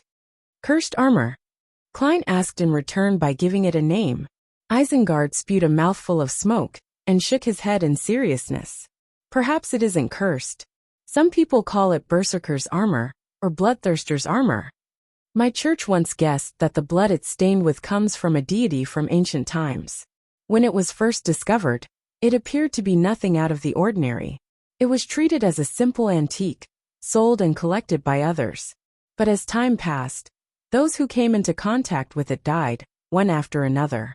It was an extremely terrifying death, nearly to the point of dismemberment, and after that, with it as the center, death spread outwards. There was no longer any need for contact, and as such a small city was destroyed. This happened early in the Fifth Epoch. The Nighthawks were responsible for the aftermath. As expected of a Beyonder from the Church of the God of Knowledge and Wisdom, he knows enough history and Beyonder events. Klein secretly praised. Kaslana asked, sounding a little worried. Will it bring us danger? The Church of the Evernight Goddess definitely found the right way of sealing it. But for us, it's best if we avoid contact as much as possible, Isengard said, half as consolement and half as a warning. After breakfast, he and Klein went into the activity room where the fight had taken place. Kaslana first headed to the bathroom. Looking at her back, Klein thoughtfully said, She seems to be a Beyonder from the Arbiter pathway? Your observation skills are indeed outstanding. Isengard sat down in the reclining chair. As Klein walked to the sofa, he whispered in confusion. This pathway is strictly controlled by the royal family, the military, and the ancient nobles. Very few formulas and ingredients appear in the outside world. Kaslana has such a background. Isengard smiled and said, Quite obviously. However, even to this point, she hasn't taken the initiative to mention the relevant matters. This implies that there really is a reason that makes it somewhat inconvenient for her to mention it. He looked at Klein with a smile in his eyes as if to say, Aren't you the same as well? Klein laughed dryly and sat down. After a while, Kaslana came to the activity room and continued discussing the matter regarding the Desire Apostle with Klein and Isengard. As she was speaking, her expression suddenly became gloomy and she sighed. I was pulled into the most dangerous case this time. I have no idea if I'll survive this at the end. If I were to be killed by the Desire Apostle, I wish to have this on my tombstone. She had a great mother. Kaslana's voice gradually lowered as her difficult-to-get-along-with personality seemed to soften. Isengard shared the same sentiments and nodded. Similarly, he's the most dangerous enemy I've encountered. He then laughed and said, If I die because of this, and both of you are still alive, would you be willing to help me deliver my remains to the Holy Temple of Knowledge in Lenberg? Stop raising death flags. Klein's mouth was half open, and he didn't know how to stop the two detectives in front of him. No problem, but I hope this day will never come. He tried his best to dispel the thought. Isengard glanced at him and asked curiously, Sherlock, what about you? If you were killed by the Desire Apostle, what wish do you have that you hope others can fulfill for you? Revive me, Klein sighed and said. I hope that I can be buried in a cemetery with good scenery. It's best if my corpse is intact and is sprinkled with holy water and fresh flowers. The core meaning of his words was, Do not cremate me. The three of them fell silent for a while until they heard the tinkling sound of the doorbell. The visitor was the deacon named Ecancer Bernard, from the machinery hive mind. His hair was stubbornly squeezing out from the brim of his hat, giving his deep masculine outline an indescribably messy feeling. This time, he wasn't holding the silver mirror named Rhodes. It was unknown where he had put it. If I have a chance, I wouldn't mind using that magic mirror to see how my loyal and humble servant would react. Klein thought. Ecancer didn't enter. He stood there, looking at the detective trio. He then quickly said in a deep voice, There's a clue to the Desire Apostle. Chapter 420, Devil Family Westboro, 6 Edward Street. Ecancer Bernard pressed down on his black hat, pointed at the door behind the fountain, and said to Klein, Isengard and Kaslana, We have reverse investigated the various information channels for any leaks of news or information, combined with the outline of their side profile. As well as getting the help of the magic mirror, we managed to have a preliminary suspect. You obviously paused for a moment when you mentioned the magic mirror.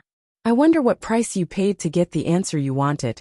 Klein sensed the problem in Ikancer's tone and felt a baffling hint of sympathy for him. It's the owner of this house? Kaslana returned with a question, sounding almost certain. Isengard Stanton looked around and said, as if pondering, You chose to inform us directly because you found another piece of evidence? Yes, the portrait of the house's owner proves some of it. He never takes photographs, Ikancer answered frankly. Besides, the people around here have seen a big black dog in the neighborhood many times in the past. This can basically prove that the suspect is that Desire Apostle. Having said this, Isengard couldn't help but laugh. Sorry, we were too anxious and didn't give you a chance to introduce the suspect. As he walked around the fountain and toward the front door of the house, Ikancer quickly said, The owner of this house is Patrick Jason, the principal shareholder of a small bank. According to the description from his neighbors, he's a cheerful, enthusiastic, and optimistic middle-aged man who has remained a bachelor. But it is believed that he had several mistresses. At this level of wealth, the number of servants he hires is utterly inadequate. Every time a banquet or ball is held, he would need to hire a batch of temporary attendants from the City Family Servant Assistance Association. In regards to this, his explanation is due to a problem of insomnia. Too many servants will affect the silence he needs. I can tell that he has many secrets which need hiding, so he doesn't dare to hire too many servants, Isengard said half-jokingly. Klein, who didn't hire a single servant, said somewhat guiltily, Perhaps it's simply because his finances aren't as good as others think. Yes, that's a factor that cannot be ruled out. Isengard stepped up to the porch and came in front of the main door. Ikancer looked at Klein and said as if in enlightenment, You don't hire servants and only have your landlord's maid do temporary cleaning twice a week. Is it to conceal the secret that you're a beyonder? Of all my secrets, that is the most trivial one. Klein deliberately smiled bitterly and said, Yes. As they spoke, Ikancer pushed open the front door, and an indescribable stench drifted out. The smell of decay. Isengard made a judgment in an instant. Ikancer called over a machinery hivemind team member. Carlson, any discoveries? The beyonder, Carlson, wore thick glasses and had a complicated expression on his face. We found a lot of bodies here. In the cement in the basement, in the thick walls, and in the places where the garden is overgrown with weeds. One hidden corpse after another was found. The earliest could be from more than a decade ago, and the latest are the servants who were still alive a few days ago. Some of them are just bones, some slightly rotten. Deacon, this place is like a human slaughterhouse. As he spoke, the machinery hivemind members and the carefully selected police officers behind him carried out one corpse after another. Some of the corpses were dismembered. Tongues, fingers, stomach bags, eyes, etc. were all lying in disarray. Some of the corpses were only bones. It looks like many of Backlund's disappearance cases will be solved because of this. Isengard pinched his nose and sighed. When Klein saw an intestine which was almost dragged across the ground, he exhaled and turned to look around the house. Machinery hivemind member, Carlson muttered again. Jason paid his servants very high wages and gave them a lot of holidays. The servants living around him were all very envious. Jason's cook even promised his child that he would be home this week and take him to the circus to watch a performance. A true devil. Kaslana was slightly perturbed. Looking around, Klein restrained his emotions and solemnly asked, Why are the furnishings of the house so simple and crude? As a banker, even if the bank he owns isn't big, Jason should have had expensive porcelain, excellent paintings, luxurious wall clocks, and all sorts of items made of high-quality silk. Why can't we see any of that here? Well, the wood for his furniture is still pretty good. Carlson glanced at Deacon Ikancer, and after receiving an assenting nod he said, It's clear that Jason had planned this revenge for a long time.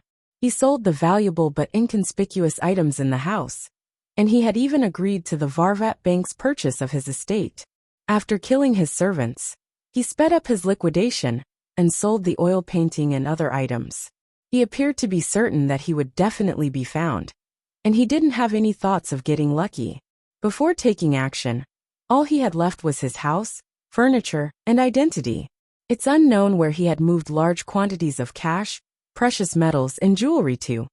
After listening to Carlson's description, Klein suddenly thought of a few adjectives: calm, rational, crazy. A true devil. Isengard evaluated before sharing his deductions. He is clear-headed and calm in his actions, but he has a strong crazy tendency and a spirit of adventure, which is characteristic of the past two deeds. Therefore, we have to be wary of him taking risks. Klein grasped the gist of Detective Stanton's words. Yes. Isengard gravely nodded. Next, the few detectives searched the house and found a lot of evidence to prove that Patrick Jason was problematic. They also saw the portrait hanging in the activity room. It depicted a middle-aged man with tall cheekbones, blue eyes with a tiny of gray, ordinary facial features, and neatly combed hair. He didn't have any special features. At that moment, a cancer came in and said to Klein and the others, "We found some items in a secret chamber that confirms that Jason Patrick had attempted to summon an even more powerful devil. But for some reason, he didn't succeed. And those items have confirmed his identity. He's a member of the devil family known as Beria, so his real name should be Jason Beria." The Beria family? Klein nodded, unsurprised. In the ancient Fourth Epoch, the human faction that worshipped devils formed a scattered alliance known as the Blood Sanctify sect. This organization was internally divided quite drastically. The three great devil families of Noise, Anariel, and Beria were a tripartite balance of forces. Their ancestors once received the bestowment of the Abyss, and they worship an evil god by the name Dark Side of the Universe. They believe that he is the ruler of the Abyss, and that he is the devastator of the world who would corrupt and degenerate the real world's entire universe. Isengard introduced to the unaffiliated Beyonders, Kaslana and Klein.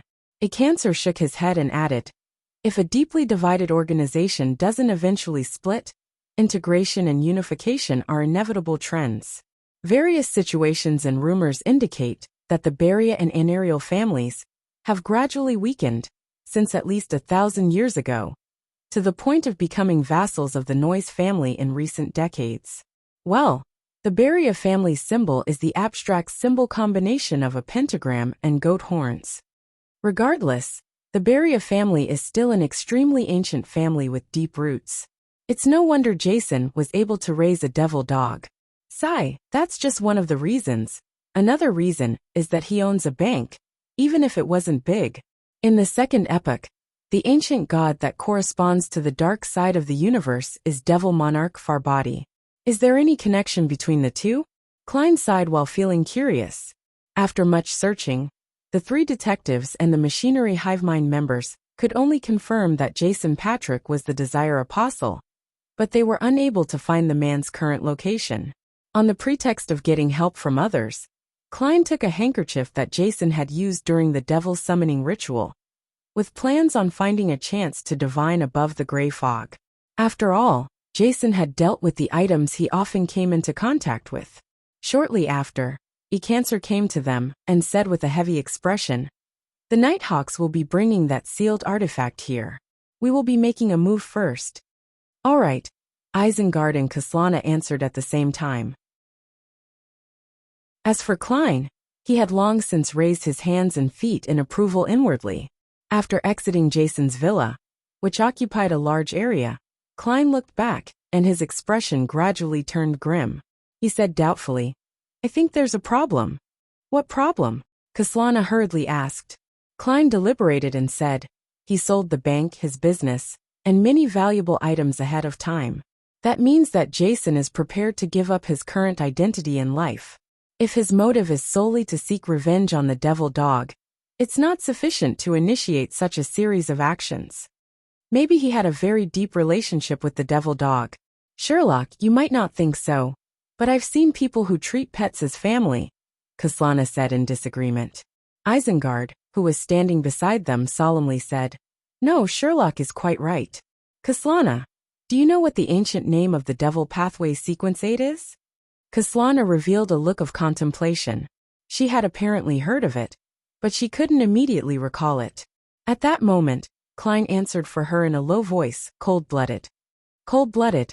As she mulled over the name, she suddenly understood why the two great detectives, Moriarty and Stanton, would say so. Seeing her reaction, Klein pointed in another direction. Let's split up and begin with our own information channels. After receiving an affirmative response from Isengard and Kaslana, he left in a hurry. However, he didn't rush south of the bridge to find Emlyn White. He wanted to head to the Chisak police station and retrieve the £50 he posted as bail. He has already been proven to be without problems. Both Isengard Stanton and the official Beyonders had given their respective testimonies. Chapter 421. Expensive materials. The front door to Jason Patrick's house suddenly burst open, and a group of Nighthawks in black tweed coats jogged inside. They wore vigilant and alert expressions, as though they were facing an extremely terrifying enemy. Tap, tap, tap. A person decked out in full silver armor walked in. The armor exuded a feeling that made it seem like it was abnormally heavy. Various details about it adhered to an ancient style, and from its left shoulder, all the way diagonally to the abdomen area, it was stained with a splash of dark red blood that appeared impossible to remove. Coupled with the sputtering red spots in other places, it created a very queer and beautiful scene, as if it was a unique and magnificent decoration. Solasure Soas took out his pocket watch and gave it a look. Change. The silver armor stopped, lifting its visor to reveal the wearer. It was a handsome man with black hair and green eyes. Leonard, hot water has been prepared in the master bedroom's bathroom on the second floor. Don't delay any longer. Otherwise, you'll only be able to return to the embrace of the goddess, Soast exhorted him. Yes, Captain Soast. Leonard Mitchell, with the help of the rest of the Nighthawks, removed his heavy blood-stained silver armor. With red gloves on, he didn't say anything, nor did he hesitate as he rushed to the second floor and found the bathtub still billowing with white steam. Leonard quickly stripped off his clothes and lied down in the hot water without even exposing his nose. His skin quickly turned red like a cooked lobster, and strange, scar-like silver lines gradually started to appear on the surface of his skin. Those silver lines were like pure blade beams, which constantly spread outwards and fused with the hot water. In less than 10 seconds, the steam disappeared, and a thin layer of transparent ice formed on the surface of the hot water. Only when all the silver lines dispersed did Leonard sit up, panting heavily. He cocked his head slightly, as if he was listening to something. Then he said with a lowered voice, "Old man, do you know the origins of 1 to 42? An elderly voice rang out in his mind. You are getting more and more impolite. I don't know where that strange armor comes from. Without waiting for Leonard to ask further, he let out a chuckle. But I think I recognize the owner of the blood. Who is it? Leonard asked curiously. The slightly aged voice said in a low, deep voice, an ancient god before the cataclysm. South of the bridge, Rose Street, Harvest Church. As soon as Klein stepped into the quiet prayer hall, he saw Father Utravsky and vampire Emlyn White, one in the front and one in the back, sitting on chairs of different heights. Their hands were placed in front of their mouths and noses, with their fingers clasped together and palms empty. This was the unique prayer position of the Church of Mother Earth. All novel full. Right now, Emlyn White's expression was gentle and calm, without any trace of the arrogance and vexation which he had before. Klein slightly moved the corner of his mouth, as he silently drew a triangular sacred emblem on his chest. He took a seat at random, waited until the prayer was over, and then walked over to Emlyn White.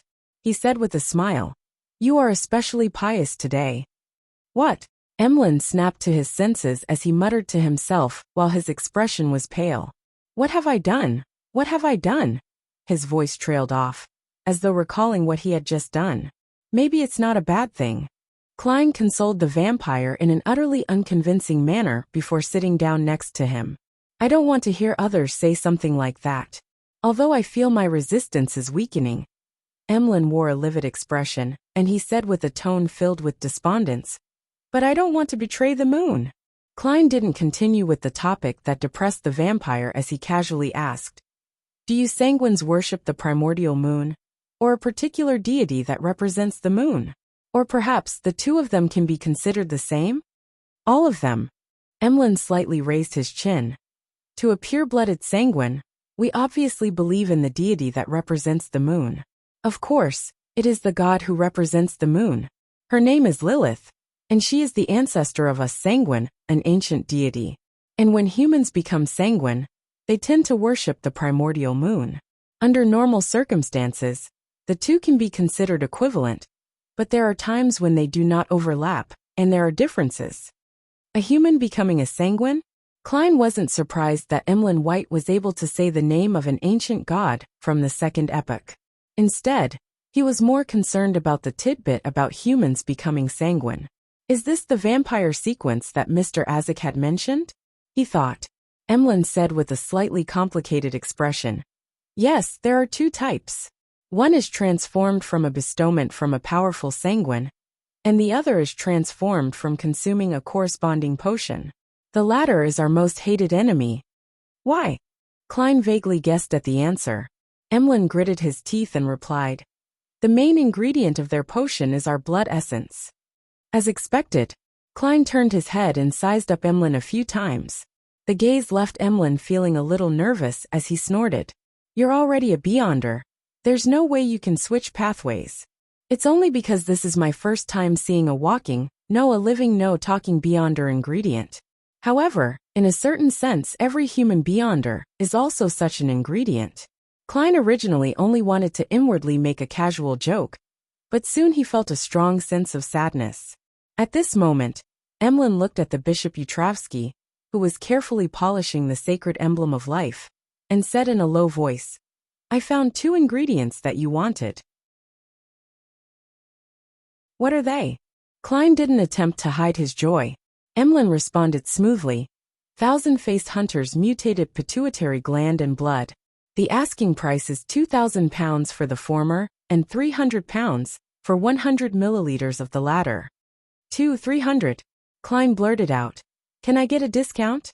After receiving his bail money back, he had a total of £2,185 in cash. For a member of the middle class, this was already quite an abundant amount of savings. Perhaps some people might not be able to save that much money in their entire lifetime. But Klein found that it wasn't enough. No, if it weren't for me, he would have wanted £2,800, and according to the agreement, you would have paid me an extra £150, for a total of £2,450. Emlyn said while shaking his head. Looking at Klein's expression, he quickly added, in this era, dragons are rare. Other than the long-lived sanguine, it is very difficult to find similar Beyonder ingredients elsewhere. Even if they exist, they would be more expensive than ours. I'm still short of £265. Having saved up so much money with such great difficulty, it will be emptied out at once. Yet I still don't have enough. I hope Mr. Hanged Man will be able to sell the werewolf Beyonder characteristic as soon as possible. After this, there's still the characteristic of a human skin shadow and a deep-sea Naga's hair. It wouldn't be any cheaper. There's no way to confirm Little Sun's side of things. With him needing to conduct himself properly, the amount he owes me is probably best repaid by using the means to remove a rampager's mental corruption in a mystical item. That would be a better form of concealment. Many thoughts instantly flashed through Klein's mind as he felt the light outside the window dim significantly. He took a deep breath and said, Okay. However, this deal will be delayed for some time. I recently provoked a fellow, and am now being protected by official Beyonders. You don't wish for that cellar to be locked up in the cathedral's basement, right? And I still have to gather the rest of the money. Klein tilted his head slightly to look at the cathedral's dome. Official Beyonders? Emlyn White jumped up and looked around. Klein glanced at him and said, Don't worry about it. You're now a priest of the Church of Mother Earth, and you have legal status. Moreover, Bishop Utravsky will protect you. I'm not. Emlyn's denial was exceptionally weak. He sat down again and suddenly thought of something as he said, Can the official Beyonders resolve the problem of a psychological cue? Maybe. Klein almost burst out laughing. But in that case, you will most likely become a believer of the Evernight Goddess, the god of steam and machinery, or the Lord of Storms. Of course, You can also choose to become a member of the military's special department. They might be able to send you overseas as a spy to seduce some noble woman. I only like puppets and pure, beautiful girls. Emlyn immediately emphasized. I can tell that you're a little interested, but only a little. Klein switched gears and asked, do you know any members of the Beria family? Beria? That crazy family that worships devils? No, they are devils themselves. Emlyn blurted out. Why are you looking for them? Klein helplessly said. I've offended one of them, Jason Patrick Beria, due to a serial murder case. Help me find out his recent whereabouts and acquaintances in your circle. If you have any accurate information, I will pay you, depending on the importance of the information. Of course, this could also be claimed from the Nighthawks, the machinery hive mind, and the military. Klein thought with relief. Emlyn nodded thoughtfully. You actually dared to provoke a real devil. When you have exact information about him, he will know that you will bring him a great deal of harm. It's all right, I have the protection of the authorities, Klein replied indifferently. After a few seconds of silence, Emlyn said, well, I'll try. The payment for information needs to be at least 20 pounds. After finalizing this matter, Klein didn't stay any longer, and he walked out of the cathedral. His mind was filled with the question of how he was going to gather the money. Miss Magician's new book is about to be published. She should receive a sizable amount of money for it. There will still be royalties later on. Perhaps I can promote the astrologer potion formula to her. However, she hasn't even gathered all the potion ingredients of Trickmaster. Miss Justice has joined the psychology alchemists, and I have no formulas to sell her. Sell her knowledge? The werewolf beyonder characteristic is worth about 1,300 pounds. Perhaps even lower. Must I produce a mystical item? Or should I think of a way to get Emlyn White to become a believer of the Fool, receiving tributes at the cost of offering to remove the psychological cue? Right, Jason Beria carried a lot of cash, jewelry and precious metals. If he can be found, perhaps I might get a share. As his thoughts raced, Klein walked out of the cathedral and saw the dark sky and the thin fog. He sighed and said, I'm really short on money. Back at Minsk Street, Klein walked into the bathroom with a thick stack of newspapers in his hand, as if he was about to fight a protracted war. He wanted to head above the gray fog and use Jason's handkerchief to divine his whereabouts.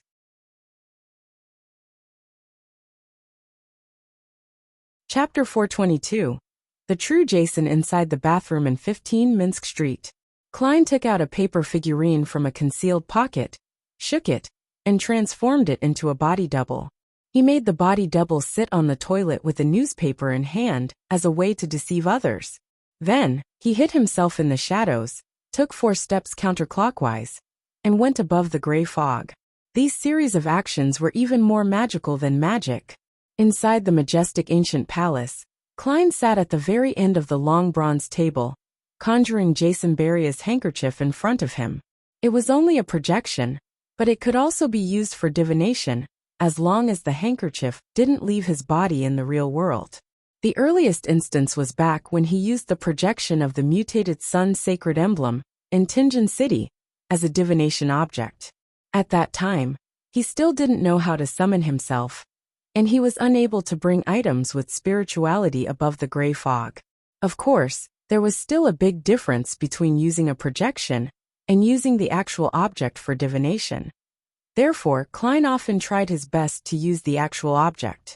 But right now, with him being protected by official beyonders, it wasn't that convenient to carry out a ritual. If anyone were to find him lighting candles in the day while on the toilet, he would be in deep trouble.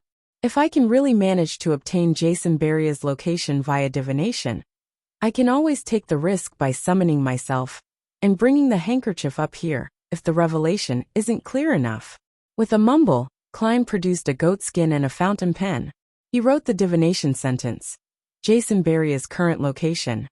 Normally speaking, relying on a handkerchief that the target used only during a certain ritual made it impossible to divine the whereabouts of the target, since the connection wasn't strong enough, and there was too much interference. For example, it was very easy to end up provoking the Abyss Grand Duke, which the ritual was directed at. But for Klein, interferences could be eliminated. The so-called Abyss Grand Duke was at most a high-sequence devil, and not the incarnation of the dark side of the universe. Above the fog, the mysterious space had already handled deities like the eternal blazing sun and the true creator. Even a slightly weaker one was at the level of an angel, Mr. Door. And up to this point in time, he hadn't suffered any serious mishaps. As for the problem of the connection not being strong enough, Klein, who could only be enhanced to a certain degree by the gray fog, was helpless as well. He could only give it a try and try his luck. Perhaps it would only be after he became a high-sequence Beyonder saint in this domain that he could have the corresponding confidence. All novelful, in theory it's possible. After all, when holding a ritual, one's body, heart, and mind were unified the most. It was also the easiest to communicate with the outside world.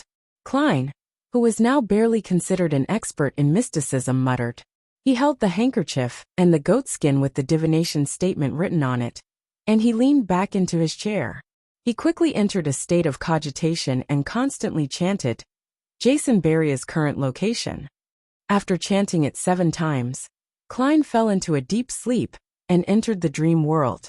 Within the gray world, countless images flashed and intersected with each other in a rather dispersed manner. Soon, the scene became clear and filled Klein's vision, which made him feel as if he had entered a dream. In the dream, the lights were dim, and the desk was dark red. A figure was standing in front of the oriel window, looking out at the garden. There was a glass shed in the garden, with roses blooming inside, bright red in the December cold. The figure of a man was projected on the window. He was of medium height, with curly brown hair and cold brown eyes. He looked to be in his 30s. Am I not divining Jason Beria's location? Who is this? He feels a little familiar. Klein was puzzled, but didn't think further about it. He let his spirituality remain in a dispersed state, as if he were roaming some mysterious world.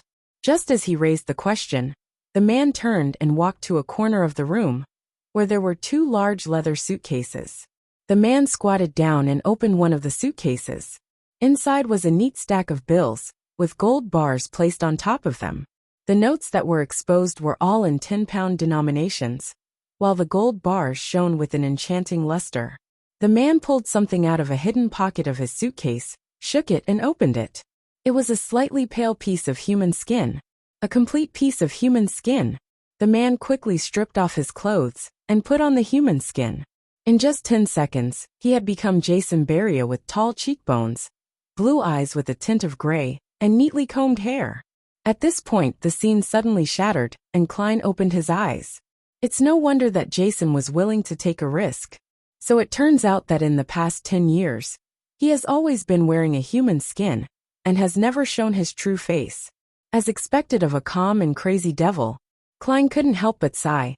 Jason had left his portrait in the house, and it didn't garner any suspicion from Isengard and the others, because his neighbors had seen him and knew what he looked like. Even without the portrait, with the powers of the Beyonders of the official organizations, it would have been easy to reconstruct his likeness, and the result would have been even better than a photograph. Therefore, there was no reason for Jason not to have the drive to destroy something like it. This was something very logical. Who would have thought that he would have left a hoax in somewhere that looked to be most natural? If searches are made according to the portrait, even if the Nighthawks have sealed artifact 1 to 42, it wouldn't be that easy to lock onto the target. Moreover, in both times, he had used his own abilities to conceal his face. Who would have thought that his face, which had been tightly covered and concealed, was actually fake? Klein realized how cunning Jason was. He rubbed his temples and began to recall the scenes he saw in the dream divination. A house with a glass greenhouse. That's a pretty obvious feature. There aren't many similar buildings in Backlund. But the question is, how do I report it? The moment I tell the machinery hive mind, Jason would definitely sense the danger and start to disguise himself and move away. Directly find the Nighthawk with sealed artifact 1 to 42? What if I encounter someone familiar? I don't want to turn into ashes and be scattered into the Tussock River. Besides, I can't rush to report it. I just started gathering information, So how is it possible to receive any information from my various channels so quickly? That fellow is really carrying a large sum of cash and jewelry, a whole suitcase worth of bills. The total value may exceed £50,000. Thoughts raced through Klein's mind, and it took him a moment to calm down. He decided to wait another 2 days, then use the appropriate means to inform the Nighthawks in charge of this matter with the revelation he received. With the divination coming to an end, he returned to the real world, removed his double, and sat on the toilet himself.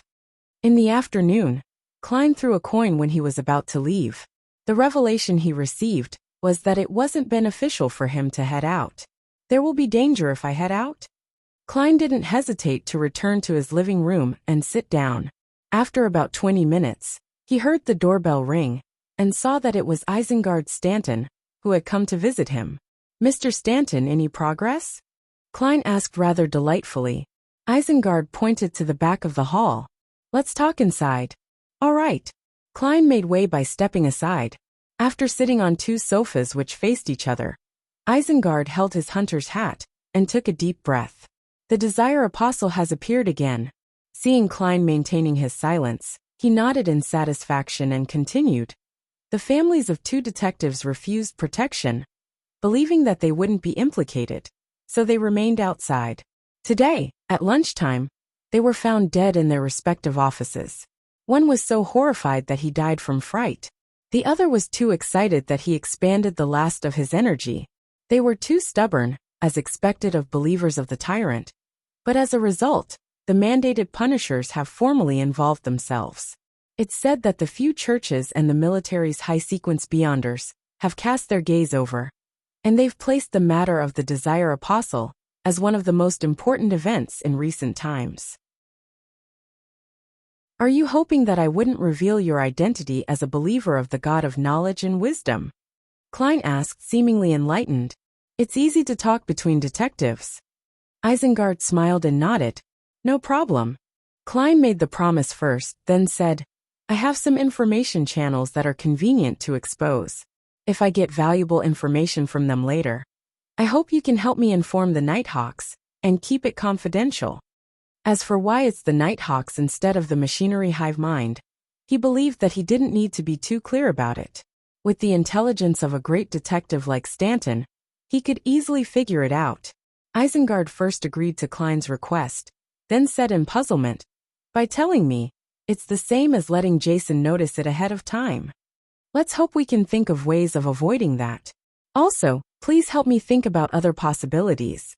That ring of yours should be able to mimic several Beyonder powers, Klein calmly replied. All right.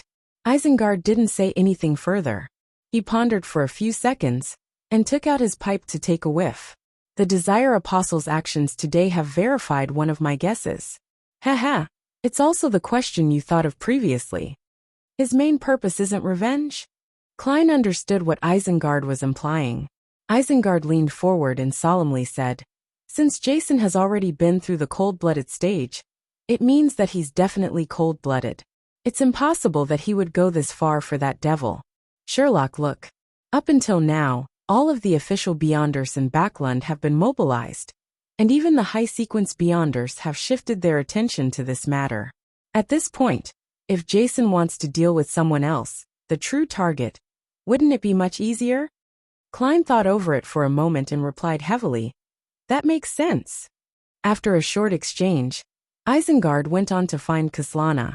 After Klein tossed the coin, he went out as planned, heading for the Quelag Club. Neither of them had yet revealed their suspicions to the official Beyonders, fearing that it would end up directing harm at Jason, making him detect it and abandon his series of actions. As soon as he entered the Quelag Club, Klein met the surgeon, Aaron, in the lobby. Long time no see. He smiled and greeted him.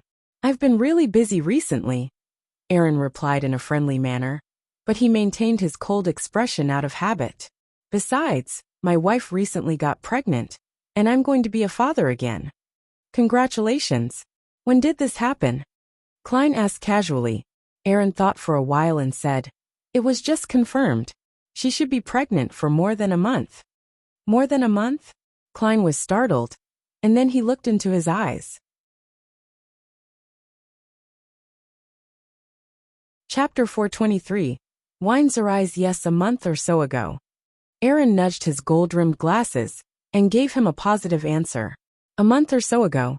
Isn't that when you were being troubled by Willa Septon-related nightmares? Klein was surprised and puzzled, but he didn't let his emotions show. In the blink of an eye, he thought of the 2 divinations he had made. Willa Septon was in a dark room with the sound of running water outside. Was that symbolizing amniotic fluid or blood? Klein's heart chilled as he suddenly understood something. When he looked at Dr. Aaron again, he wore a rather complicated look in his eyes. He suspected that his wife was carrying Willa Septon, a snake of Mercury. In the symbolism of mysticism, the snake of fate's head and tail are connected, with it devouring its own tail. It implies the cycle of destiny in a hidden manner. In order to avoid his enemy, Willa Septon took the initiative to secretly initiate a new cycle in advance? Klein guessed based on what he knew. Dr. Aaron didn't notice the abnormality he was trying hard to hide. He smiled and said, "He'll definitely be a cute guy. When he's born, I'll hold a party to celebrate his arrival. Sherlock, don't refuse my invitation when the time comes." "Perhaps it's a she," Klein replied with a smile. Frankly speaking, he was curious to see what kind of state the newly born snake of Mercury was in. However, he was also a little afraid and worried. After all, the snake of Mercury was a sequence, one of the monster pathway related to fate. And it also involved the fight for the position of being a deity. No one could be sure whether the future would be smooth sailing, with peace and bliss. For Dr. Aaron, I don't know if it was fortune or misfortune. Whether Willa Septon is kind is one matter, but whether or not the other snake of Mercury would discover him is another matter. And Willa Septon hasn't done anything as of now. Informing the Nighthawks now would seem a little cruel. I've always understood wild beyonders. It's best to just quietly watch from the sidelines and not get involved. Or perhaps taking advantage of the situation is the best choice. Maybe I made a mistake in my interpretation and am overthinking things? Perhaps Willa Septon isn't a snake of Mercury at all. Perhaps the child Mrs. Aaron is carrying is very normal. Many thoughts flashed through Klein's mind. Gee, that's even better, Aaron said in anticipation. After some thought, Klein asked another question.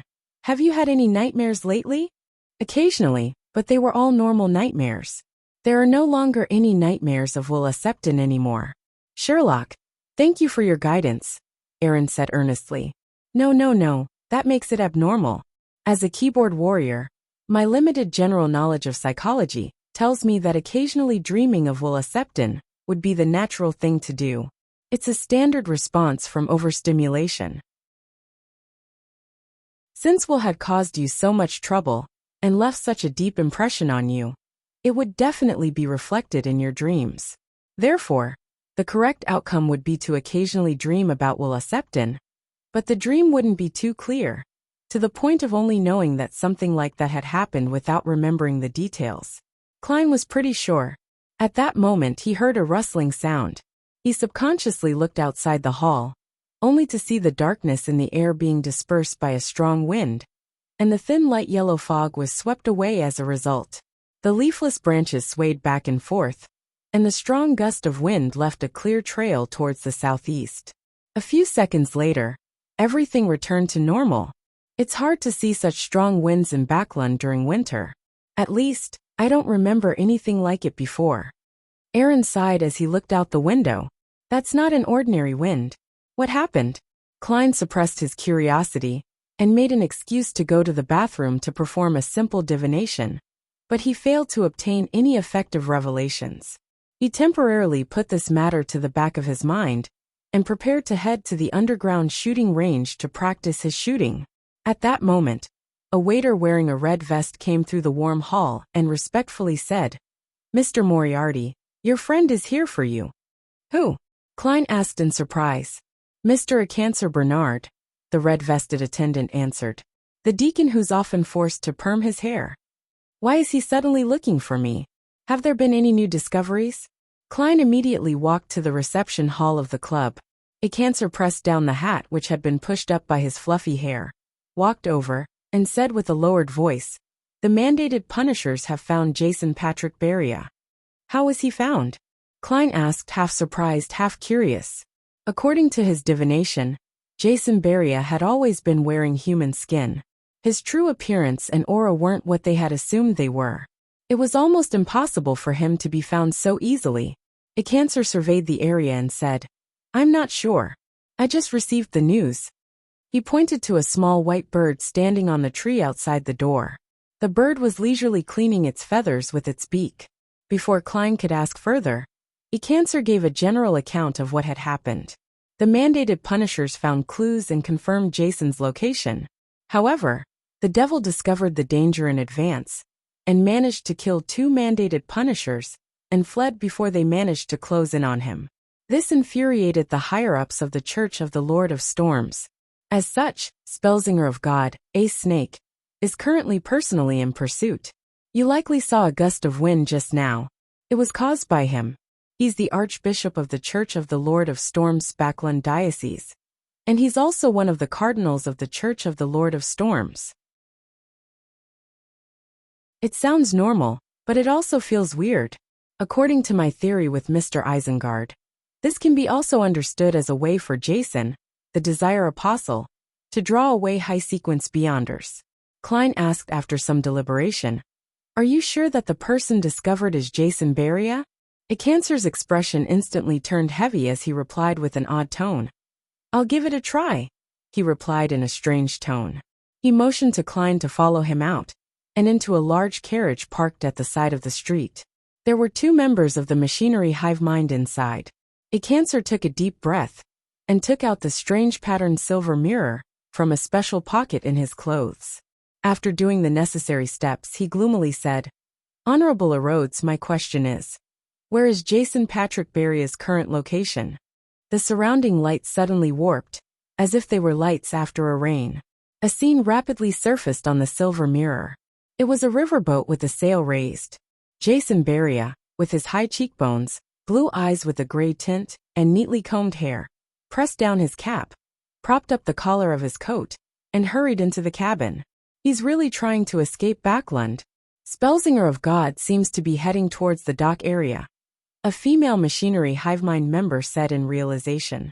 That's way too easy for him to be exposed, right? Klein was filled with doubt. A cancer wasn't concerned with any of this. All his attention was placed on the silver mirror's surface. This time, there was only the choice of answering it wrongly, or lying meant suffering a terrifying penalty. Soon, words in blood red appeared on the mirror. If the man you like is covered with lumps, has his skin shed, reducing him only to flesh and blood, or has become a monster, but it is still able to communicate with him, will you still like him? What a shameful question. Wait, a man? Klein almost turned his head to look at a cancer. A cancer slowly breathed out and said, "I will, but I will kill him with my own hands." Very honest. A new combination of words appeared on the surface of the silver mirror. This question and answer game is simply a public hearing. Klein really wanted to cover his face.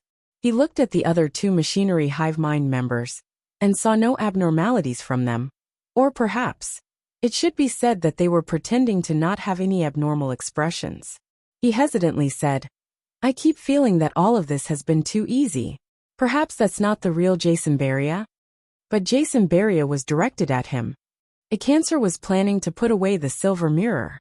Klein thought for a few seconds and said after organizing his words, "No, what I truly mean is that we have to abandon any ingrained judgments.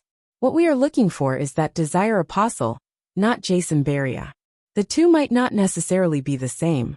This is a point that I have to mention as a detective." On King's Avenue, a luxurious carriage left the kingdom's parliament. The carpeted carriage was furnished with a bed, a sofa, a table and other furniture like a mobile room. Duke Pallas Negan, who was dressed in a dark blue admiral's uniform, was drinking a polished crystal glass of red wine that resembled crimson blood. As he sampled the wine, he said thoughtfully, "Invite Earl Hall to be my guest tomorrow. I would like to discuss with him about increasing the remuneration of the factory workers and improving their working hours, as well as amending the poor law. These are bills he has been pushing hard for recently. He should be very interested." Why would the Church of the Evernight Goddess suddenly be concerned over such matters? When sending the invitation, you can first inform Earl Hall about the topics I wish to discuss. The property restrictions for the elections are necessary and cannot be lowered. Otherwise, those who are in control of a large number of workers will take up more seats. Also, suppress the recent attack on the invalid voting districts. The secretary at the side quickly scribbled down Duke Negan's orders. After he was done, Duke Negan sighed and said, "The reason I'm doing this is also for the sake of the nobles. However, there are more and more useless fellows among us, and there's even quite a number of them who owe money to the tycoons." At that moment, the carriage didn't turn towards Empress Borough, but went straight ahead. As the greatest property-owning noble apart from the king, Duke Negan had many mistresses, but in the relatively conservative Lone Kingdom, this was something which would leave him vulnerable to his political enemies. Therefore, even as a noble duke, he still had to sneak around when he went to his mistress's place, but this seemed to only give him more pleasure. Today, he was planning to go to his most beloved mistress of the past 2 to 3 years, a young girl who had just turned 20. Duke Negan took out a bottle of medicine made of mummy powder and drank it. He couldn't help but touch the accessory hanging from his neck. It was a dark blue thumb-sized conch. It was a mystical item that the Church of the Lord of Storms had specially provided after his last assassination attempt by Kalangos. As long as Duke Negan blew on it, the Holy Wind Cathedral's Spellsinger of God, Ace Snake would hear it and lock onto his position. In order to protect himself, Duke Negan even moved the residences of his mistresses to areas near the Holy Wind Cathedral. The carriage slowly moved until it reached an extremely luxurious building. At a glance, there was a glass greenhouse filled with bright red roses.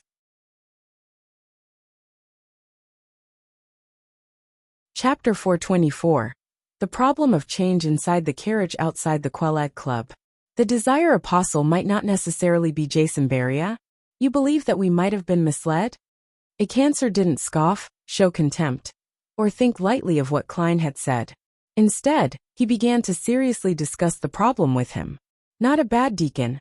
However, it could also be due to him frequently using the magic mirror name Erodes. No matter how bad his temper is, it would eventually be worn out. Klein praised silently and nodded sincerely. This is my personal opinion, derived from a cautious standpoint. It's very easy to prove it again. Ask the magic mirror of the Desire Apostle's location, and not of Jason Beria's location. A Cancer pressed down his hat and said, "Makes sense." His expression turned serious once again, and his gaze landed on the magic mirror in his palm. Deacon A Cancer, if you were to ask for any clues here, the devil will definitely be able to detect it, Klein reminded them. That's right. A Cancer turned his head to the other 2 members and said, "Continue protecting Mr. Moriarty in secret. Even if the Desire Apostle attacks, the 3 of you should be able to last for some time. Besides, there's military personnel nearby." "Yes, Deacon," the 2 Machinery Hivemind members answered without hesitation. All novel full, A Cancer left at once, heading for where the Nighthawks were, which was around Isengard Stanton. With the Spellsinger of God stirred, and the sealed artifact of the Church of Goddess Church out in force, if the Desire Apostle were to really do anything, it would definitely be this afternoon. Let's hope that there's enough time, and that the magic mirror will give him the correct answer. But this way, I won't have a chance to get involved, and I won't be able to personally see the devil that has harmed all of us die. And I won't have access to his suitcase full of money, gold bars, gold coins, and jewelry. Klein looked at the A Cancer's departing back and sighed in disappointment. However, his mood soon recovered. That's good too. At the very least, I won't have to take any risks, and be able to safely get out of this predicament. Furthermore, the Machinery Hivemind definitely won't treat me unfairly. If I were to succeed, my opinions and suggestions definitely would have played an important role. Furthermore, I'm a believer of the god of steam and machinery, so it's likely I'll receive some of the spoils. Considering the premise of £50,000, it shouldn't be too small. Klein couldn't help but feel a bit regretful as he thought of this. But he wouldn't risk himself by getting involved. A magician never performs unprepared. It happened too quickly and hastily, without giving me any time to plan at all. Klein nodded at the two machinery hive mind members, got out of the carriage, and returned to the Quelag Club, where he had no trouble getting the attendant to allocate him a break room. Hillstonborough. In Isengard Stanton's living room, Leonard Mitchell combed some of his slightly unruly black hair. In accordance with Captain Soest's instructions, and the help of the other Nighthawks, he barely managed to put on the silver armor, which was stained with large amounts of blood. He pulled down his visor and hid his green eyes in the darkness. Then he extended his left hand, which was covered by a silver metal gauntlet, and held the magic mirror Cancer handed him. Within the Church of the God of Steam and Machinery, the code name of the silver mirror was 2-111. It's only a grade 2 sealed artifact. Soest asked, slightly surprised. Cancer nodded. Yes, it's not that dangerous. As he said that, he suddenly sounded like he was gritting his teeth. That is to say that its other aspects have reached the standards of a grade 1 sealed artifact? Soest asked in thought. Cancer warily glanced at him. Only in certain aspects. He refused to divulge any more information. At this moment, Leonard used his right hand to gently stroke the surface of the silver mirror. The living room suddenly became quiet. After repeating it 3 times, he said in a deep voice, Honorable Erodes, my question is, where is the current location of the Desire Apostle who assaulted Isengard Stanton? The entire house turned dark as though a dark cloud had passed by. The surface of the silver mirror glowed with an aqueous light, and a blurry image quickly formed. It was a luxurious villa with a large garden in front of the window. In the center of the garden, there was a glass greenhouse, with bright red roses blooming inside. Above the glass greenhouse, the pale sun could still be seen behind the thin fog. It's in Backland.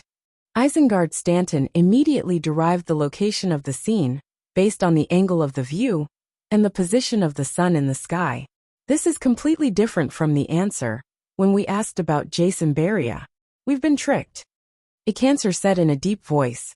Soul Assurer Soest exhaled and said, How crafty. Then, who's the Jason Beria that Spellsinger of God is chasing? Sigh, there's no time for discussion. We need to narrow down the general location of the presented scene. Then we'll immediately take action. I suspect that the Desire Apostle is planning to cause a huge incident. At this point, the silver mirror known as Erodes had dissipated the scene, replacing it with words. It required Leonard Mitchell to answer a question, and if he lied or refused to answer, he would be severely punished. For some baffling reason, Leonard felt a little nervous. He put away his usual frivolous attitude and quietly waited for the question. A few seconds later, he saw the blood-red words change, taking shape one by one. On your body, is there something attached? Halfway through the question, Leonard's pupils rapidly contracted. His back tensed up, and a cold sweat broke out on his forehead. If it wasn't for him being concealed by the blood-stained silver armor, the others would have already noticed his abnormality. Right at this moment, his left palm inexplicably trembled. The silver magic mirror suddenly trembled, and the scarlet words were strangely tainted with a tint of green. If one didn't keep staring at the mirror with rapt attention, it would be difficult for others to discover that the color of the mirror had slightly changed. The words continued warping, changing the question to, On your body, is there a scar which you cannot tell others? Yes, that scar resides in my memory, Leonard answered stably, but his body inside the blood-stained silver armor felt a sense of exhaustion from suddenly relaxing a high tension. This mirror is too dangerous. It actually noticed it. Thankfully, old man has recovered a bit after such a long time, he thought. His lips were dry. Soest took out his pocket watch, pressed it open to take a look, and said to Leonard, who was inside the blood-stained silver armor, There's still time. You'll be in charge of the rest of the operation. Yes, Captain Soest. Leonard let out a secret sigh. Dock area, Backland Shipyard. Patrick Jason Beria entered a cabin he had reserved in advance. He looked out of the window and observed the sky, filled with fog as he silently counted the time. After a while, he quickly took off his hat and clothes. Then, with a tug of his hand, he pulled off the outer layer of human skin. Under the human skin was a beautiful woman in her early 30s, with a profound look in her eyes. She wasn't the man with brown hair and brown eyes whom Klein had seen during the dream divination. The woman took out some clothes and put them on methodically, quickly becoming an absolutely charming woman. Finally, she pulled out a fist-sized stone figurine from the bottom of a suitcase and wrapped it tightly with the peeled-off skin before tying a dead knot. Having done all this, the riverboat was already some distance away. She opened the window and threw Patrick Jason's skin along with the stone figurine into the river. Plop! The human skin that was tied to the heavy object quickly sank. The woman clapped her hands and closed the window. Carrying the suitcase, she changed to a different cabin she had prepared. Then, she sat down at the window of the new cabin, propped up her elbows, her face in her hands, and looked out leisurely. After an unknown period of time, she saw a strong gust of wind blowing in the air, dispersing the thin fog. The corners of her lips curled up into a brilliant smile. In a luxurious villa not far from the Holy Wind Cathedral in Sherwood Borough, the bloated, blue-eyed Palace Negan bear hugged his approaching mistress, a beautiful young girl with a bit of innocence on her face. There were two people following him. One of them was a middle-aged man wearing a black tailcoat. He had brown hair and blue eyes, but he didn't wear an expression. He was a Beyonder guard provided by the Church of the Lord of Storms, a Sequence 6 wind-blessed. The other person was Duke Negan's secretary. He was a thin blonde young man with delicate features, looking refined and reserved. His biggest flaw was his receding hairline, which didn't match his age. As for the other guards or security personnel, they were spread out outside the house. On the second floor, the wind-blessed entered the bedroom before Duke Negan for a quick inspection. Meanwhile, Duke Negan's secretary was in charge of searching the surrounding rooms. After confirming that there were no problems, they nodded at Duke Negan, indicating that he could continue. "My roused-up feelings have almost calmed down," Duke Negan said half-jokingly. His mistress happily responded, "Then we can have a nice chat. I'd like to hear about your time at sea. I hope you'll eventually have the energy to do so." Duke Negan carried his mistress into the bedroom and closed the door behind him with his heel. His secretary and the wind-blessed entered the rooms on either side of him, not relaxing in the slightest. In the attic of this house, a man in a dark overcoat sat on an old chair, his eyes half closed. It was unknown what he was trying to sense, but he would occasionally smile and shake his head. His brown hair was slightly curled, and his brown eyes were cold. It was the same person that Klein had seen in the dream divination. The difference was that there was one fewer suitcase by his feet. How vigorous and what intense desire. This doesn't match my judgment of him. It looks like he took some medicine. That just works so well for me. Haha. How could they possibly imagine that Patrick Jason Beria is actually two people? The man tilted his face up slightly as if he was intoxicated. It's almost time. Right now. His right hand suddenly clenched, as if he was tightly clutching someone's heart. Chapter 425. Under the roses beyond the window, the glass greenhouse reflected the pale light of the sun, and the bright roses stood out even in the thin fog. In the bedroom, Duke Negan seemed to have recovered the feeling of following his father and elders around the vast lands when he was young, riding a horse, using a hound, and chasing a wild beast. Finally, he climaxed and the surroundings seemed to become abnormally quiet.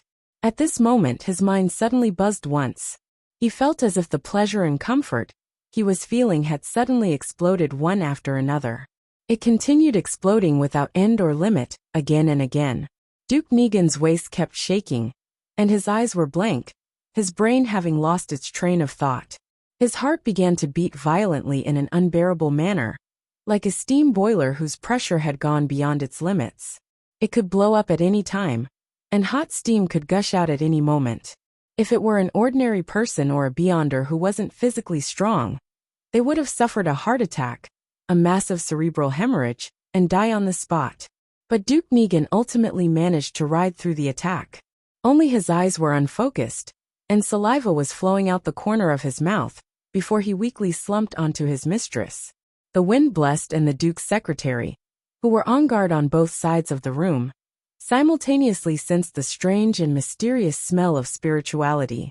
The former's body was suddenly surrounded by a violent wind, sweeping him towards the wall, and with a clang, a large hole was blown through the wall as he stepped into the bedroom.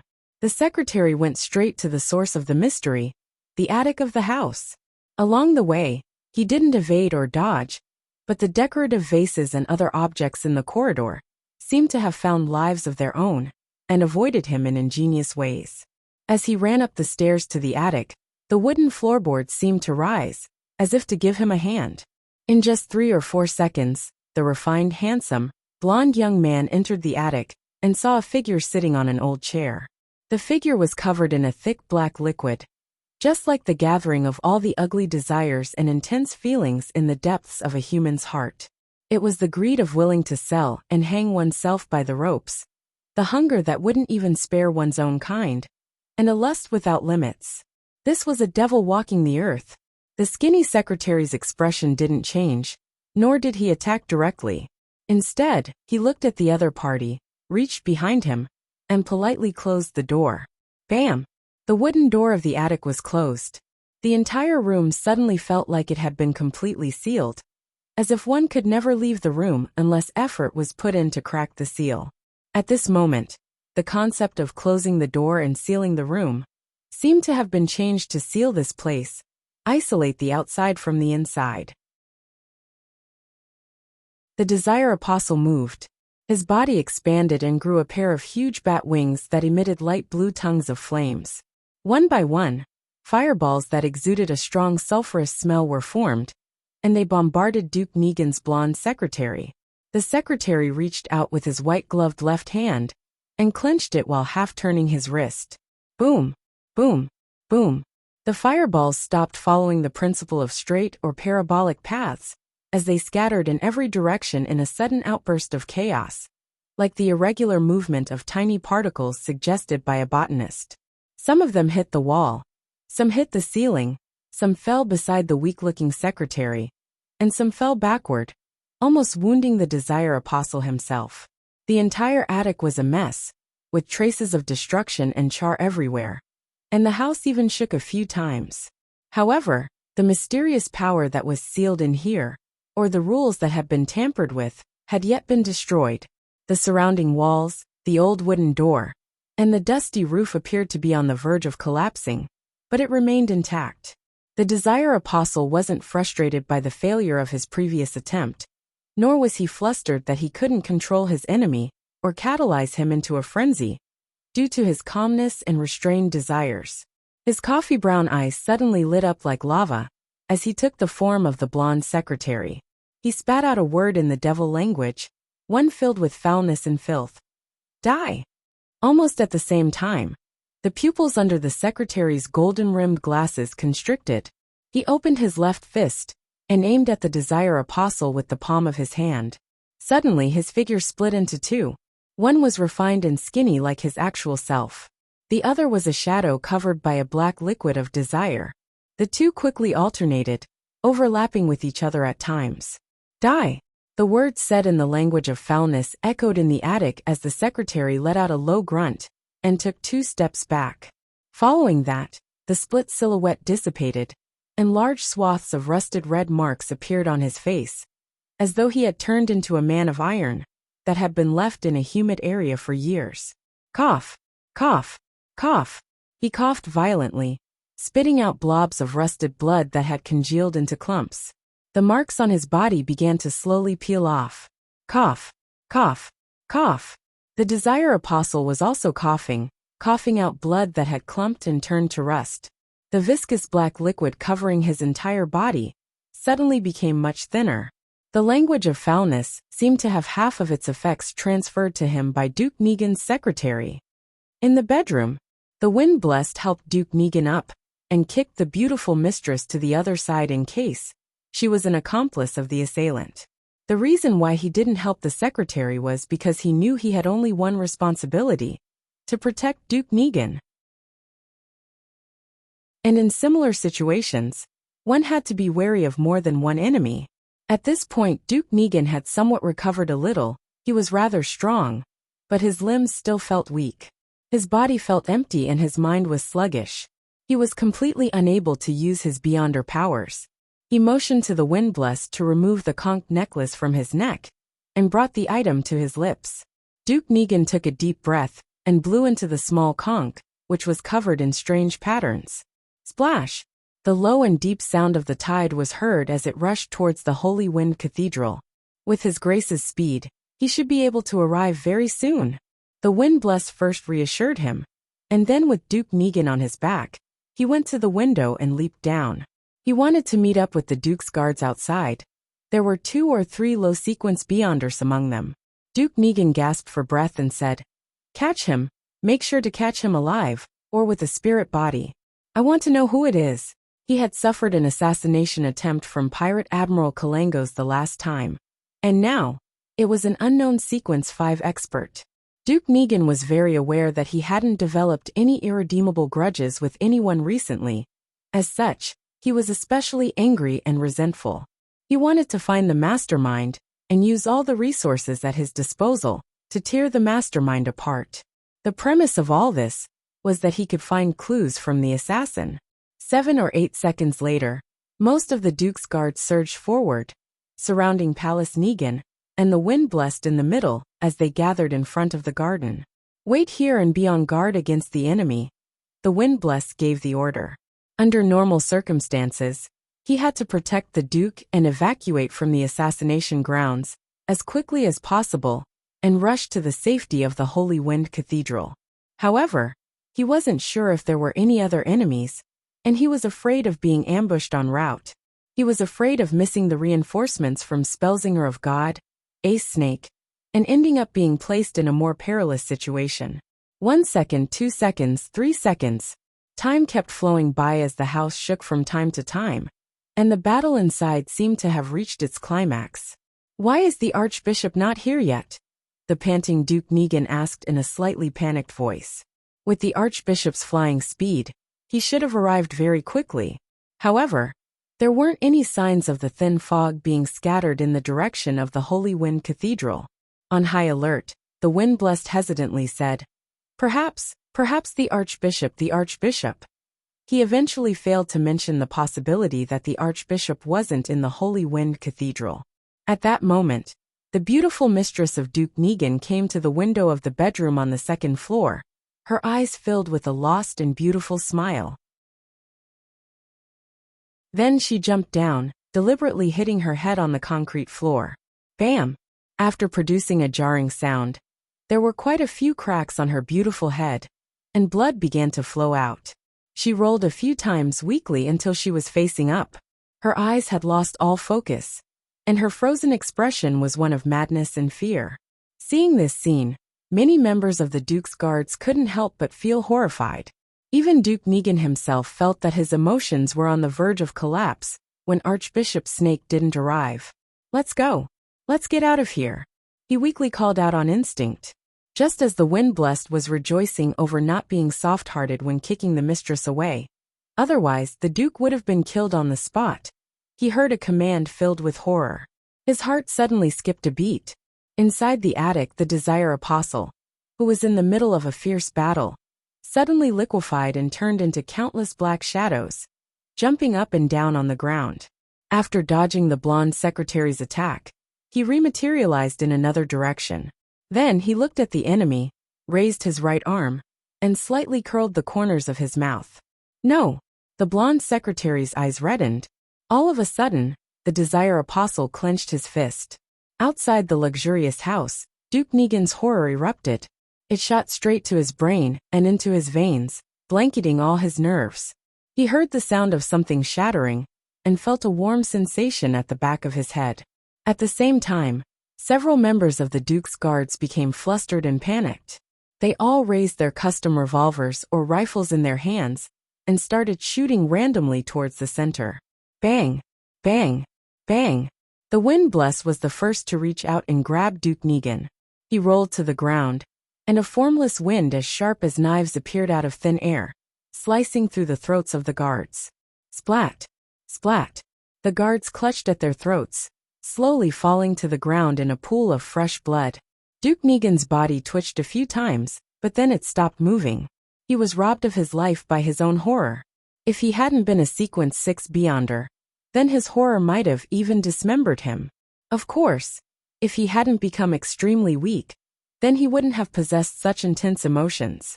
And even if he had these emotions, then he wouldn't have directly died as a result of this.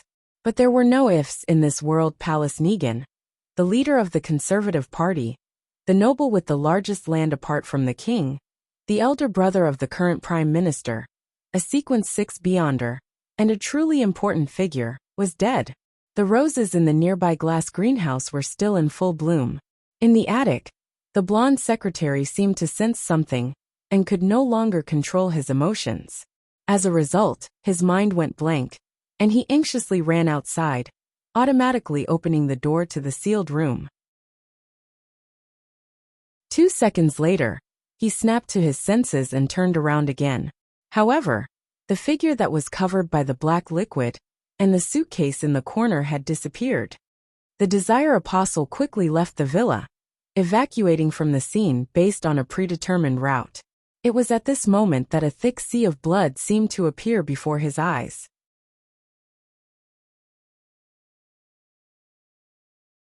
Chapter 426. 1-42. The Desire Apostle, who had once worn Patrick Jason's skin, stopped in his tracks and looked around in bewilderment. Only now did he vaguely realize that danger was approaching.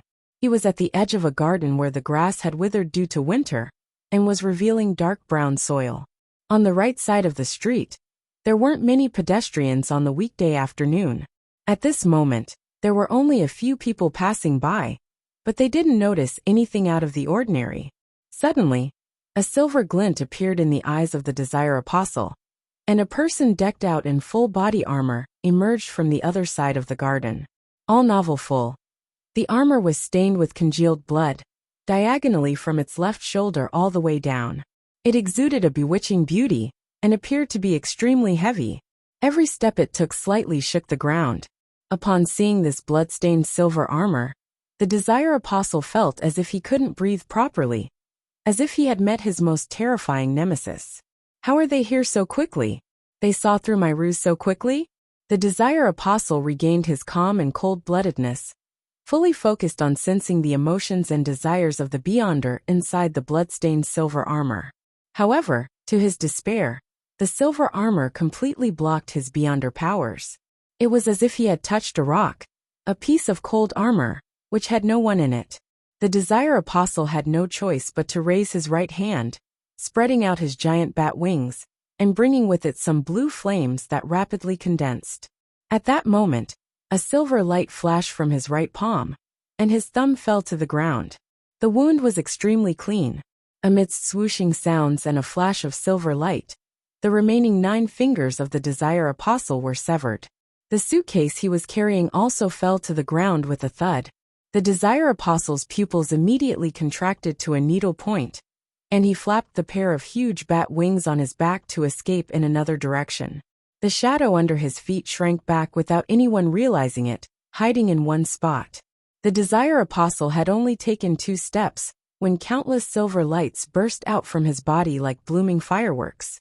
The thick black liquid that covered his body splashed to the ground like raindrops.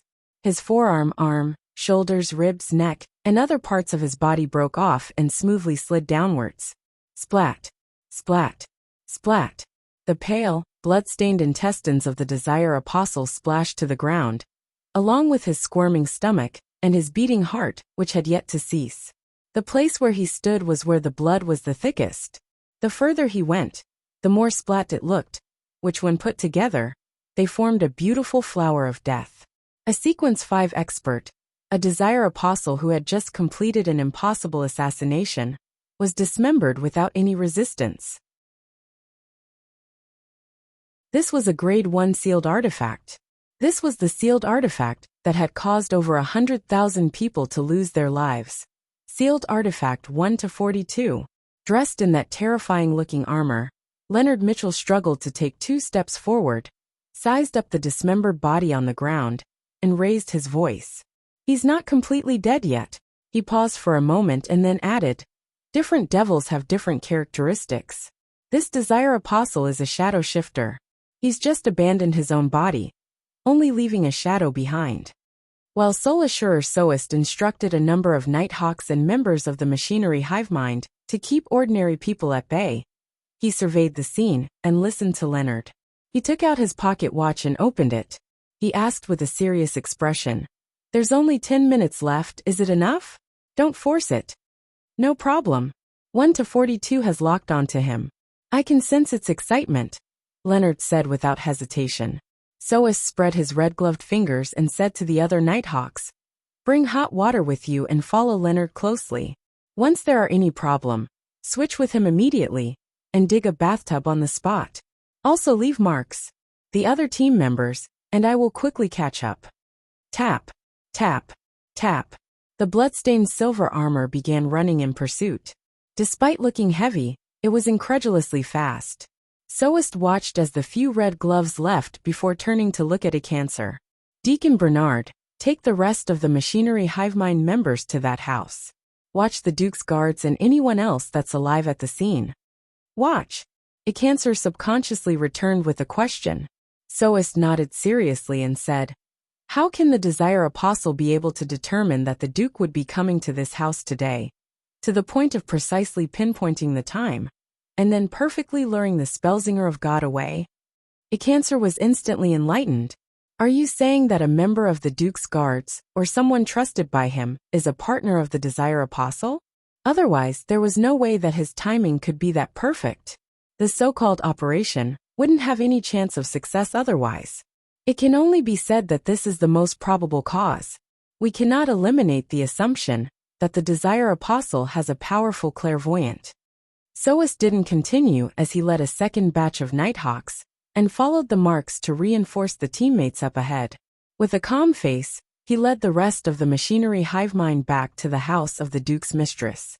He looked up at the pale sun behind the thin fog and knew that the situation in the whole of Backland, and even the whole of the Lone Kingdom, or even the world would change because of what had happened today.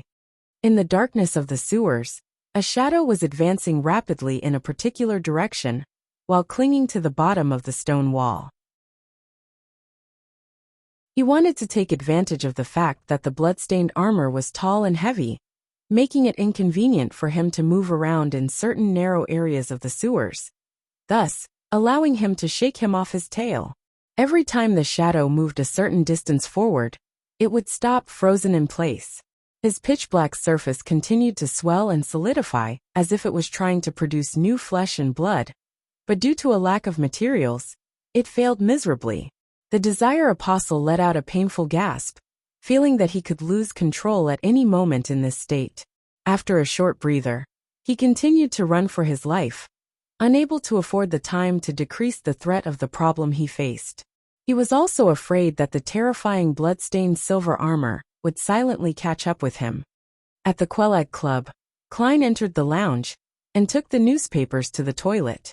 He was afraid that the Desire Apostle would flee in advance, leaving potential danger for himself, Isengard Stanton, Kaslana, and the innocent private detectives.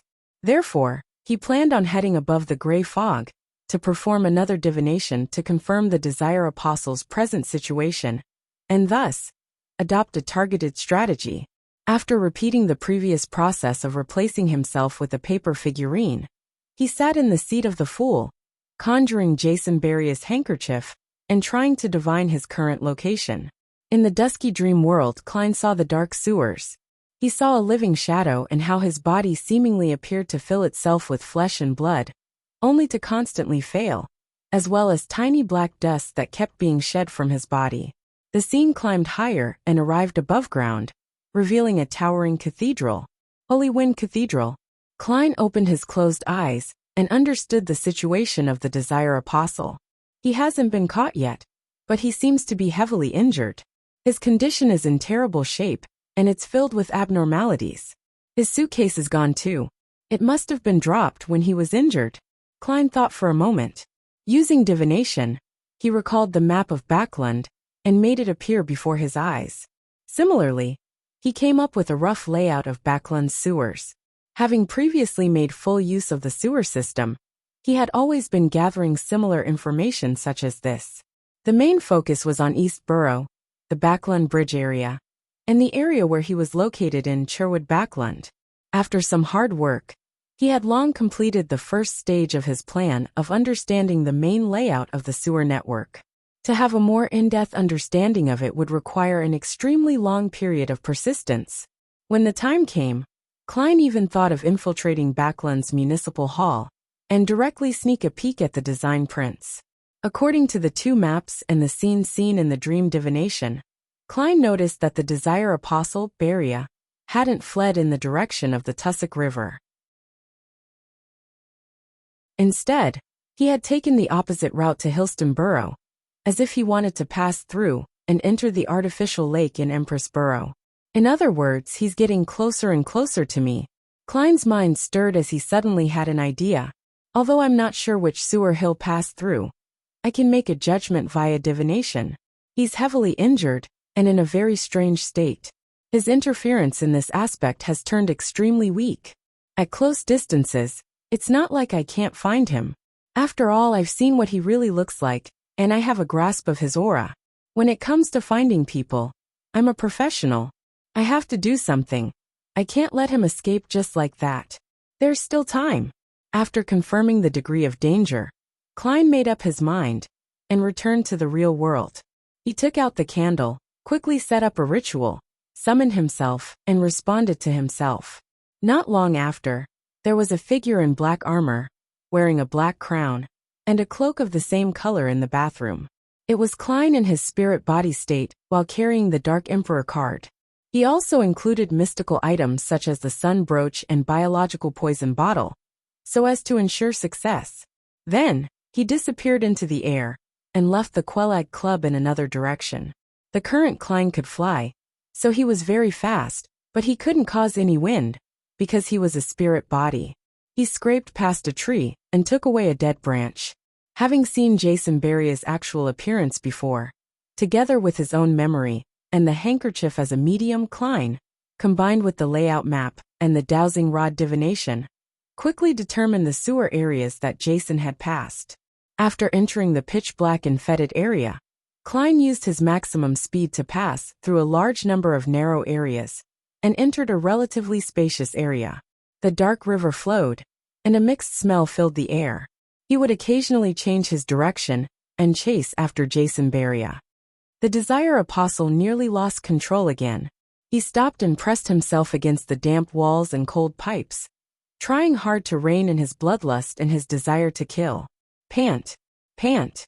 The thin shadow started to move. At this moment, he suddenly turned his head to look at the spot he had just passed.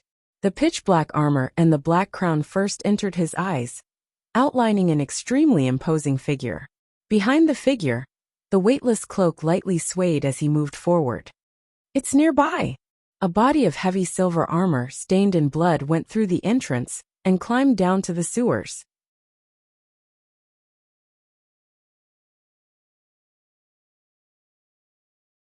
Chapter 427. The choice of the times. The murky river in the sewers flowed beneath the unlit surroundings. If a normal person walked in here, then he would have to carry a lantern in order to see the necessary details of the situation clearly. However, to Klein, who was in his spirit body state, this wasn't an obstacle. Everything around him had long been reflected in his eyes. Therefore, when the Desire Apostle discovered him, he also discovered the Desire Apostle. He didn't speak, nor did he hesitate. He opened his mouth and let out a soundless screech. This was an attack that directly damaged the soul. The Desire Apostle suddenly stopped moving, as if someone had delivered a heavy blow to him. Large patches of shadow-like black substances fell off his body, as though he was shaking off the snowflakes that had been tainted with the deepest desires. In that instant, the Desire Apostle, who was already severely injured, almost fainted. Without the support of his physical body, he was like a candlelight in the middle of a raging wind, swaying back and forth, on the verge of being extinguished at any moment. His shadow suddenly dispersed, turning into a pitch-black liquid that flowed in all directions, making it impossible to know which shadow to pursue. At that moment, a shadow suddenly jumped out from the darkness behind Klein, and it suddenly rushed forward. The black liquid, that could no longer be considered sticky, was merely a tool used by the Desire Apostle to confuse and make it easier for him to launch a surprise attack. Klein didn't seem to react at all, allowing the shadow to lunge onto him. However, the Desire Apostle suddenly shivered, as if he had touched the coldest and chilliest object possible. The shadow rapidly slowed down, as if it had been frozen stiff. He knew that wraiths and shadows came with freezing effects, but he didn't expect that the fellow wearing the Dark Emperor's crown would have such an influence on a spirit body like him. This was a case of being completely suppressed when it came to their lives' natural order. Klein had expected such an outcome. He half-turned his body, stretched out his right hand, and placed it on the head of the stiff shadow. Then the dark golden sun brooch, which was concealed by the black armor, flashed with a faint light. The Desire Apostle sensed the danger and could perceive his imminent doom. He tried to resist, but was temporarily powerless.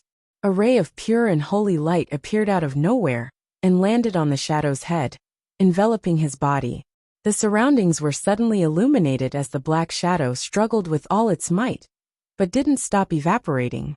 In just a blink of an eye, it had become abnormally thin, and its spirituality was filled with the radiance of the blazing sun and cries of indignation.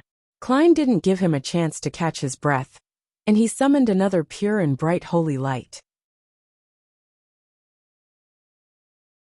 The feeling of daylight lasted for 2 seconds before the Desire Apostle fell to the ground, losing all signs of life. His body remained in his shadow state, thin as though it had no density. This Sequence 5 expert, who had just assassinated a duke, had died just like that. He didn't even have the time to pass on his last words. At the same time, Klein saw that the deceased spirit was on the verge of dissipating after suffering the blows. The Beyonder characteristic will take a while to appear. Should I mimic Miss Sharon by possessing the shadow and speeding up the process? But I don't know how. Klein began considering what to do next. Suddenly, he felt the ground tremble slightly. Relying on his spiritual intuition, he looked back at the place where he had passed by before. A tall, heavy silver armor was rushing over. Diagonally down from the left shoulder, it was stained with a large amount of solidified blood. Sealed Artifact 1-42. Klein's heart tightened. Without any hesitation, he wrapped the spirit of the Desire Apostle within him and ended the summoning. His original plan was that as long as the official Beyonders arrived, he would return immediately even if he didn't manage to finish off the Desire Apostle, handing over the rest to them. The red glove and the blood-stained silver armor only saw a silhouette wearing a black crown and a similarly colored cloak before it disappeared without a trace. He narrowed his eyes, carefully examining the spot where the man had just been, and found the Desire Apostle who had lost his life. "Clearing clues and destroying evidence?" he said in a low voice. Tap, tap, tap. The red gloves who were behind him arrived one after the other. After returning above the gray fog, Klein wasn't in a hurry to channel the spirit. Instead, he directly left the mysterious space and returned to his body in the real world. He skillfully packed up the ritual items like the candles, and soon, the last traces were removed. After doing all of this, he once again created a double. He took 4 steps counterclockwise and arrived at the ancient palace above the gray fog. Here he could communicate directly with a remnant spirit, as a real spirit medium could do, without having to pray to anyone or use the help of a ritual. He had confirmed that when he communicated with Nimblewright Master Rosego's spirit, considering that the spirit of the Desire Apostle had been purified and might dissipate at any moment, Klein prepared himself to ask the relatively more important information. As for the potion formula for the Devil Pathway, he planned to consider it only at the end. In any case, even if he obtained it, he didn't plan on selling it, lest he would nurture a few cold-blooded serial murderers. Looking at the Desire Apostle with brown hair and brown blank eyes, Klein emanated his spirituality and asked, "What were you plotting?" The Desire Apostle's connection had been completely severed off from the outside world by the gray fog, and could only reply in a muddled voice, "Assassinate Duke Negan." "Duke Negan? Him again? Who wants him dead so much?" Klein was stunned as he asked, "Did it succeed?" "Yes. the Desire Apostle answered calmly, without giving any additional descriptions. In this state, he only replied to whatever he was asked. Poor Duke Negan, the Lord of Storms wasn't able to protect you. Klein gestured the sign of the crimson moon on his chest. He didn't attempt to understand the details and directly asked, "Who instigated you to do so? Was it the organization that had commissioned Rear Admiral Hurricane Kalangos?" Klein recalled the assassination attempt. The Desire Apostle calmly said, "An organization, the most secret and ancient organization. Most Beyonders don't know of its existence. Its members are said to have important figures in various fields, maybe the higher-ups of the various churches and militaries of different nations." Sounds familiar. Could it be that secret organization which Emperor Roselle joined, the ancient organization that wields the second blasphemy slate? Klein's mind stirred as he asked, "What kind of reward did they promise you? That you would be willing to give up your identity of more than 10 years?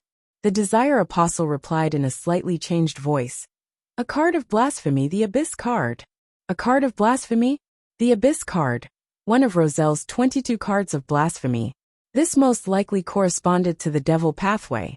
It's no wonder that the Desire Apostle was willing to sacrifice everything that he had accumulated over the past 10 years, just for this. In it lies the hope for him to become a high-sequence Beyonder. The reward is much more valuable than the mission. However, it's unlikely that Rear Admiral Hurricane Kalangos would be attracted by such a reward, unless that organization has another card of blasphemy or some other item.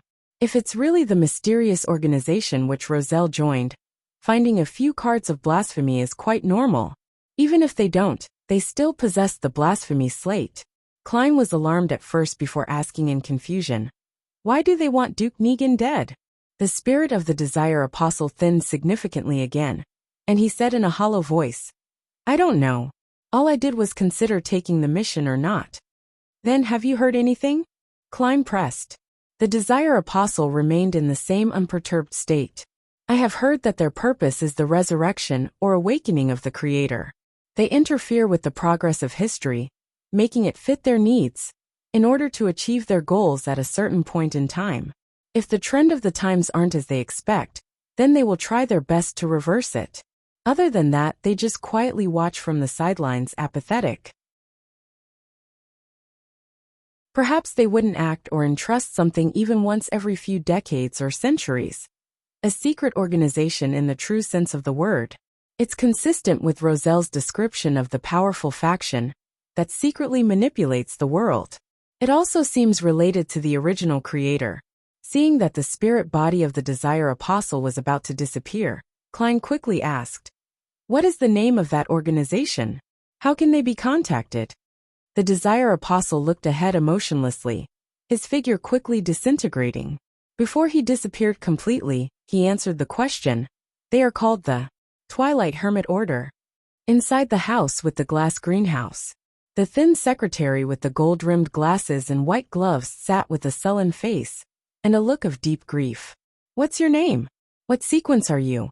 Which Beyonder pathway are you from?" Deacon Acancer asked solemnly. The blonde secretary replied slowly in a deep voice, "Lockhart Syakam, sequence 5. As for which Beyonder pathway I'm from, you can apply for access to my records from MI9. "All right." Acancer then asked, "Does the Duke come here at a fixed time every week?" "No. He doesn't like to work according to a schedule, especially after the assassination attempt by Kalangos. Before today, no one knew that he would be here today, and I only heard about it in the morning at Parliament." Lockhart Syakam replied seriously. Acancer thought and asked, "If there's a spy amongst you, who do you think he is, and who do you suspect?" Lockhart thought about it for a few seconds, then he shook his head. Following that, Acancer asked for details of the battle, and got a rough idea of the process. He saw that Lockhart was pale and badly hurt.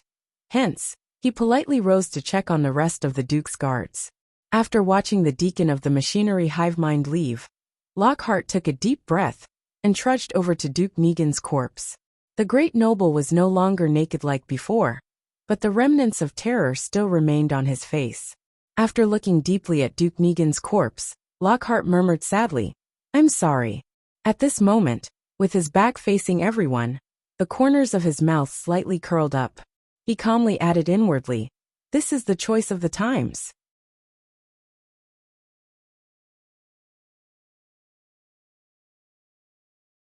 Chapter 428. The Scapegoat, Westboro, 9, Hope Street, the Prime Minister's residence. Aguisid Negan stood behind a large table and looked at Earl Hall with a serious expression. "Lord Hall, my secretary should have briefed you on what has happened. You're the first noble that I've thought of at this moment." The important member of the Conservative Party, who was presently Prime Minister of the Cabinet, looked like he had aged considerably. His tall, thin figure leaned forward as if unable to bear the bad news, to the point of needing to prop himself up on the table with both hands. But his eyes were still sharp, and his attitude calm. Earl Hall, who had a beautiful mustache, sighed and said, "I'm sorry to hear this piece of news. It has shocked me greatly.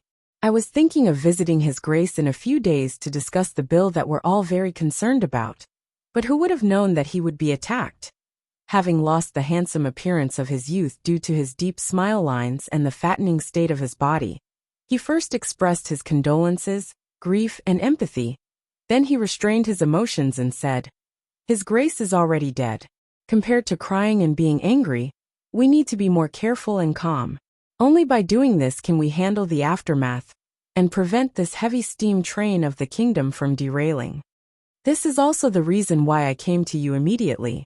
The other nobles will only call upon their gods, trembling in fear, and express how unacceptable this is. They will want the murderer to be severely punished and the mastermind found. From their point of view, even the Duke, who was heavily protected, could be assassinated. Then what about them?" Prime Minister Aguisid said in a heavy voice. "It's a perfectly natural and understandable reaction, but it's not the reaction we need." All novelful, Earl Hall nodded and asked, "Who's the murderer? What was the motive?" "A devil who was disguised as a banker for more than a decade, a true devil. By the way, your Varvat Bank just acquired his business," Aguisid said, his tone unchanged. "Patrick Jason?" Earl Hall immediately remembered the man's name. He was the one who approved the acquisition of the bank. Without reprimanding him, Prime Minister Aguisid thoughtfully said, "He's a Sequence 5, but he suddenly sold his business, abandoning an identity which he had used for more than a decade, and took an extreme risk in order to assassinate my brother. From this, we can make a compelling guess that he was instigated by a person or some faction. Unfortunately, he was killed while escaping. Even his spirit body was taken away. According to reports from the Nighthawks, it was done by the hero bandit Dark Emperor. It involves an extremely secretive organization, and we aren't able to find out anything about it in a short period of time?" Earl Hall asked. "Yes, that so-called hero bandit didn't leave any traces behind. We can only start with the people who had come into contact with Jason in the past few months. This will take a lot of time, and there may not be any results." Aguisid gave an affirmative answer. Earl Hall took 2 steps forward and asked, "What's His Majesty's attitude regarding this?" "Grief, but no specific thoughts," Aguisid replied. Earl Hall frowned and said after some thought, "In that case, the important thing isn't about who's the mastermind behind the scenes, but what goal they wish to achieve through this matter.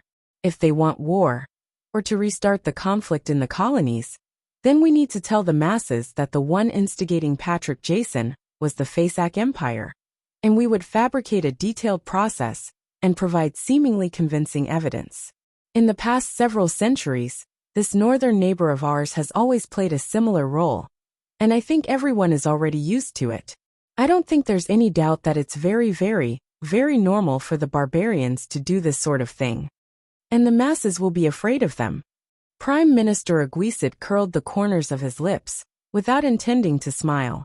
"But we're making a series of changes that will take at least half of next year for us to stabilize, before we have the ability to wage war." Earl Hall muttered to himself, "Then let's find a target that everyone will find acceptable. Hero bandit Dark Emperor is too mysterious, and likewise for the secret organization behind him. If it's made public just like that, it would definitely incur extreme panic.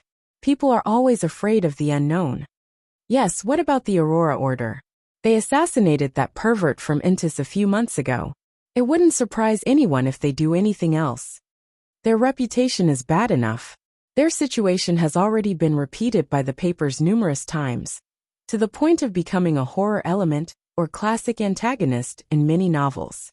Besides, it will effectively reduce the suspicions that others have on us. There will always be people that believe the previous assassination was us commissioning the Aurora Order. Also, while we're fighting against the illegal terrorist organization, let's clean up Backlund. There are too many dangerous people hidden here. Aguisid answered tersely in agreement. The Aurora Order isn't a bad target. We shall first use them as a target. When the next year comes and we're ready, then we'll publish the results of the investigation, making an accusation that the one instigating the Aurora Order was the Fasak Empire. I believe that no one will care to defend a terrorist organization and the Northern Barbarians. Earl Hall was taken aback for a moment before saying, "This goes one step further than I thought." Without another word, Aguisid stood up and said, "I'm going to meet His Majesty now." Having said that, he looked at Earl Hall. "You have to be careful of your safety too. We still haven't figured out the motives of the people who assassinated my brother." Humph. The Church of the Lord of Storms has already agreed to replace the Archbishop of Backlund Diocese. Snake is always late at crucial moments. The believers of the storm are always irritable, irascible, stubborn, conceited, and easily maneuvered by others. Don't be prejudiced. For example, Lumi is very intelligent. Earl Hall let out a low laugh, and then he tapped his chest 4 times. "Thank you, the goddess will protect me." The Twilight Hermit Order sounds very imposing. Returning to the real world, Klein stood up and pressed the mechanical button for the toilet. He walked out of the bathroom amidst the sound of running water and thought about the information he had just received from spirit channeling. He suspected that Twilight Hermit Order was the ancient organization with the second blasphemy slate, which Emperor Roselle had joined. To choose to have someone assassinate Duke Negan for the sake of a so-called historical process sounds a little absurd, but it also seems to make sense. Their goal is to revive or awaken the original creator. This is similar to the City of Silver's belief. Little Sun and company have never believed that the creator is dead. They can only accept that he has abandoned that piece of land and has been trying to get a response from him. Klein paced back and forth, letting his thoughts wander. After an unknown amount of time, he suddenly heard knocking on the door. It wasn't an attendant or maid from the Quelag Club, but the bespectacled Carlson, one of the Machinery Hivemind members whom Klein had seen before. "How did you get in?" Klein asked deliberately. When Carlson saw that he was indeed in the room, he relaxed a little. Seeing that no one was around, he smiled. "As a Beyonder, we often have all sorts of methods." He received news from Deacon Cancer, learning of the Desire Apostle's death, and came to confirm my situation. As for my performance, it's rather successful. My illusion of a living person wasn't exposed, and I successfully pulled the wool over everyone's eyes. Klein's heart had stirred and said, "Your expression tells me that there's good news?" "Yes, Patrick Jason Beria has been killed. You're safe and no longer need to be protected by us," Carlson said honestly. Such feedback made Klein feel the potion inside his body to seemingly accelerate its digestion. Surprised and delighted, he asked, "Are you sure?" "Yes." Carlson gave an affirmative answer. "That's great," Klein said happily. Carlson looked at him and complimented him wholeheartedly. "Your detective instincts and logical thinking have given us a great deal of help. The deacon wrote that after this matter is over, a reward will be given to you in secret. Probably about £1,000. £1,000. Not bad, very generous." However, even if the bills in Jason's suitcase were of £5 or £1 denominations, and even if his jewelry isn't too expensive, it should still add up to about £50,000, right? Ma'am Mary of the National Atmospheric Pollution Council is probably worth that much if one counts her shares in the Coim Company. Yes, Jason's accomplice in luring Spelzinger of God away had probably taken some of the money. The remaining amount is probably around £20,000 to £30,000. But that's still nothing £1,000 can compare with. What a pity. I can't think of it that way. Maybe Jason's accomplice took all the wealth ahead of time. Klein felt a wave of disappointment and joy. And the reward from the machinery hive mind was even more proof of the success of his performance during this period of time. It made him feel like he was only one step away from completely digesting the potion. This is something I should do. After all, the person being threatened is me. Klein smiled. He wasn't worried about retaliation from Jason's accomplice, because revenge was only a ruse. More importantly, he would be a sequence 6 by then. Carlson nudged his glasses and said thoughtfully, "Sherlock, you're also a believer of God. We hope to establish a good relationship with you. In the future, you can inform us of whatever you encounter and gather." This is them developing me into an informant of the machinery hive mind. I have another channel for reimbursement. Klein drew a triangular-shaped sacred emblem on his chest. No problem. No longer being protected by the machinery hive mind, Klein stayed at the Quelag Club until dinner. Then he slowly took a carriage back to 15 Minsk Street. He opened the letterbox out of habit and saw a new letter with no postage stamp. The letter was from Detective Isengard Stanton, who left it after an afternoon visit, had written, "I heard from the machinery hive mind of the suggestion you offered. Your sharpness and caution is truly astounding. If you weren't already a beyonder, then I would even believe that being a reader is the pathway that suits you best. You truly are the best young man at deduction that I've ever met." Klein stood in the living room, reading Isengard's letter by the light of the gas lamp. This time, there was nothing new to the performance. It was done step by step, and conformed to the past performances. It didn't even have much of an effect. But there were enough people in the audience, and all of them were by my side, which allowed me to get feedback directly. Klein held onto the letter as he reflected over the matter. He half closed his eyes and felt something inside his body rapidly disintegrating and dissipating. Numerous illusory stars around him seemed to appear, and he could only feel a very weak attraction from the resplendent stars. On the last month of 1349, his magician potion was finally digested.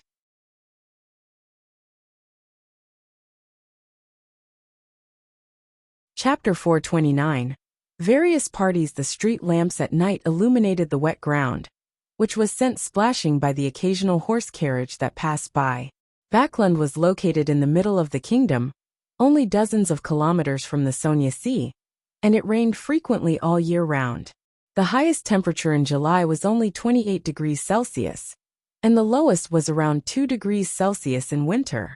The weather seldom had a chance of dropping to 0 or lower.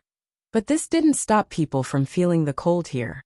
Even the northerners from Fasak, who were used to living in ice and snow, sometimes couldn't bear the humidity that penetrated through their clothing and flesh. Klein stood behind the oriel window in a room, which didn't have its fireplace lit. He looked at the tranquil scene outside and felt relaxed in his body, heart and soul. As long as he gathered the ingredients and concocted the potion, he could immediately advance to sequence 6, becoming a faceless.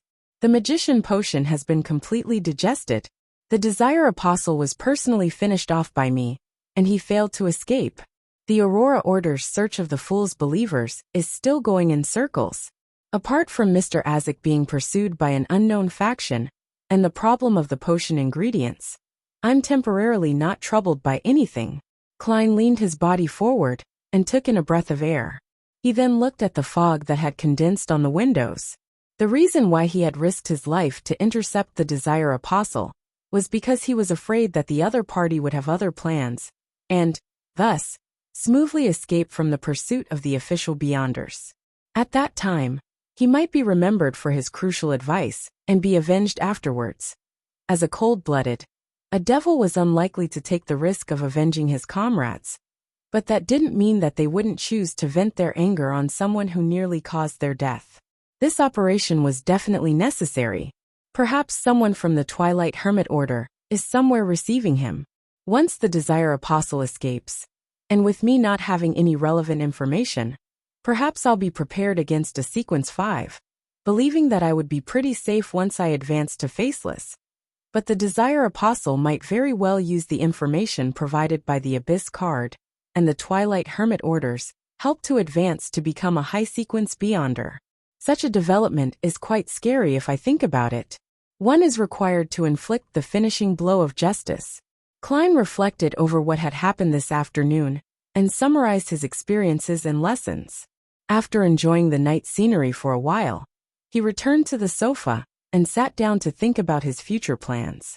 With the reward provided by the machinery hive mind, I'll be able to afford the mutated pituitary gland and blood of a thousand-faced hunter. The deep-sea Naga's hair simply requires me to have money. Such an ingredient should be relatively easy to find on the sea. I can get Mr. Hangman to help. The only problem is the human skin shadow characteristic. And even if there is a clue, I don't have enough money. With this in mind, Klein couldn't help but give a self-deprecating chuckle. I'm not a person who particularly loves money. It's just a very average preference. When I was in Tianjin, I always encouraged Melissa to spend and urged her and Benson to hire a maid. I felt that no matter what, I should try to not treat myself too badly, and every time I did a covert operation, I always placed safety first and made sure to be careful so that I wouldn't be affected mentally because of the allure of wealth. However, in order to take revenge, I have to advance, and advancing requires me to buy expensive beyonder ingredients. I can only accumulate every single penny and save whatever I can. He suddenly hunched his shoulders and felt that the coldness of the living room made a magician like him, who didn't have an excellent constitution, shudder. Therefore, he decided to take a shower, crawl into bed and read in bed. There's only another 3 or 4 hours left before it's bedtime. There's no need to ignite the fireplace again. With a sigh, Klein got up and walked to the second floor. Under the steam cathedral, after a cancer finished reading all the recorded statements, he picked up his coffee and took a sip. After a few seconds of silence, he pulled out the ancient silver mirror called a Rhodes. Carlson took a glance at it and asked curiously, "Deacon, if I ask the Honorable Rhodes about an unsolved mathematical problem or a classical paradox, will it give me the correct answer? Most of the time, it will directly reject you. If it thinks that you have ill intentions, it will even give you a lightning strike or make you suffer a curse that you would never want to face," a cancer said with a sigh. "It's a living sealed artifact with extremely high intelligence, not a rigid rule-abiding difference machine. When using it, it's best not to think about trying to find loopholes."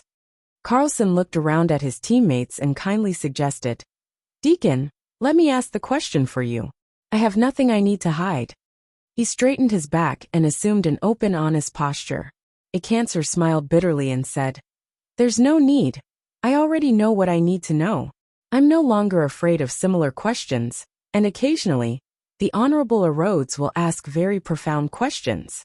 With your body's condition, the subsequent penalty won't be easy to bear."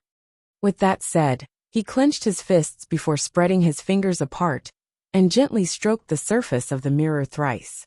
In that subtle atmosphere, a cancer asked in a deep voice, "Honorable Rhodes, my question is, who or what faction instigated the Desire Apostle to assassinate Duke Negan?"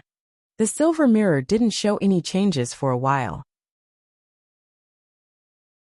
Only after a long time did the surface produce an aqueous light, forming a scene that looked like an oil painting. It was a plain where the sun was about to set. The vast field was covered in a faint golden afterglow. What does that mean?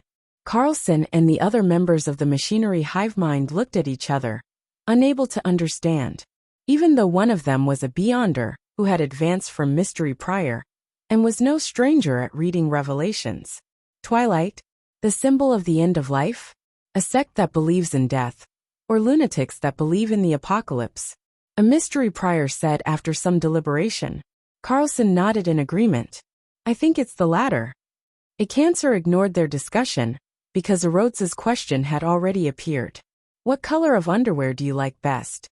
A cancer's face suddenly flushed red, and he felt as if smoke was rising from the top of his head. With great difficulty, he spat out a word. "Red." The room suddenly became unusually quiet, and Carlson and the others pretended to look towards a corner.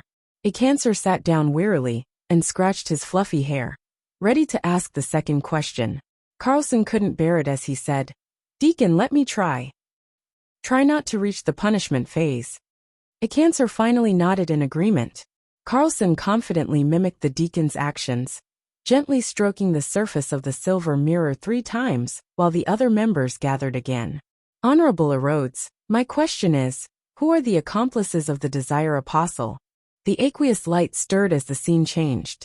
It first presented a woman's back, one with an outstanding figure. Then, there was a person who was extremely blurry, and could barely be identified as a man based on his attire. There is indeed another partner. This should be the person who sold the intelligence on Duke Negan. It's a pity that the other party has already dealt with it. Carlson looked around and said. He felt that he had no secrets, and didn't need to care about the questions that followed. This time, the choices that Erodes offered was a question, a mission, or a penalty. Without any hesitation, Carlson said, "Question." Words that looked like dripping blood quickly outlined the surface of the silver mirror. Do you relieve yourself daily with your hand? Carlson's lips quivered, and he felt his ears rapidly turn hot. Although this was something he found very normal, giving an answer in front of so many teammates, and his superior still gave him the urge to bury his head in the ground. Yes, he answered very quietly. Under St. Samuel Cathedral, Daly, with her blue eyeshadow, tossed a stack of documents in front of Soul Assurer Soist. All the information you want on the tarot card case. It's smaller than I thought, Soist said, slightly surprised. Daly snickered. This is just an index. Upon seeing this, Leonard touched his lower lip with the palm of his red-gloved right hand. Captain Soist, why don't we do a thorough investigation of the people who interacted with Jason Beria, and compare it with the 2 previous cases?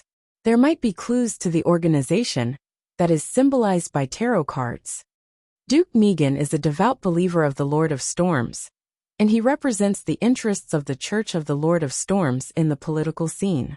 The mandated punishers will definitely be frantically searching for the real culprit, so we don't need to get involved. Otherwise, we'll easily be put at odds with them. Let's investigate the cases involving the tarot cards, and who knows, we might find new clues. Of course, we'll definitely end up running all over the place, but that's part and parcel of a Red Glove's duties, Soist explained with a smile. Leonard nodded. I understand. And deep in his mind, the elderly-voiced Skedden laughed. The Nighthawks have missed it just like that. That person has the smell of the Dark Emperor, the true Dark Emperor. Inside the Holy Wind Cathedral, wearing a black bonnet, Spellsinger of God, Ace Snake, swept his silver eyes and picked a mandated Punisher elite. Although I'm about to leave Backlund, this is the decision of the Council of Cardinals. You only have one mission after this, and that is to investigate the assassination of Duke Negan. After applying, all of you have the right to use a Grade 1 sealed artifact. You must find out who is targeting us. Standing at the very front, a middle-aged man wearing a modified captain's hat immediately led the group. He clenched his fist and lightly tapped his chest. As you command, Your Eminence. He was lean and had no particularly outstanding features, but there was an anchor tattoo on his neck. In Empress Borough, the opulent villa of Earl Hall. Audrey looked at Susie, who had opened the door herself, and said in a low voice, "What's Father and the others talking about?" When she found out that Earl Hall had returned late, and that his expression was unusually grave, she immediately sent Susie in to listen. Duke Negan was assassinated. Susie closed the door behind her with her feet. Ah! Audrey froze, suspecting that she had misheard. Although she had already experienced an assassination attempt on Duke Negan, she had never thought that this powerful noble would actually die. It's true. Susie gave an affirmative answer. Audrey instantly felt a little blank, finding it a little surreal. How could such a powerful noble, a person of flesh and blood, capable of speaking and laughing, the Duke who had given her a piece of land, die just like that? Suddenly, she felt the cruelty and coldness of the adult world. Who did it? Audrey asked subconsciously. A Sequence 5 devil, Sequence answered quickly. But he has already been silenced by the so-called hero bandit Dark Emperor. Ah! Audrey was stunned once again. How could it be the hero bandit Dark Emperor? How could it be Mr. Fool's adorer? He helped me resolve the problem of Duke Negan's previous assassination. This is a complete contradiction. Audrey immediately told Susie to eavesdrop again while she locked the door behind her and sat at the edge of her bed, praying to Mr. Fool. After she had finished reciting his honorific name and had described the assassination of Duke Negan, she asked with great trust, "Was your adorer present there?" After a while, she saw the endless gray fog and heard the voice of the Fool. "Yes, he's looking for the organization that directed the Desire Apostle." As expected, it wasn't arranged by Mr. Fool. Was the reason why he had his adorer stop Kalangos last time also because of that organization that's pulling the strings behind the scenes? Audrey relaxed and asked curiously, "What organization is that?" "For it to gain your attention." A second later, she heard Mr. Fool reply in an unperturbed manner, "Twilight Hermit Order."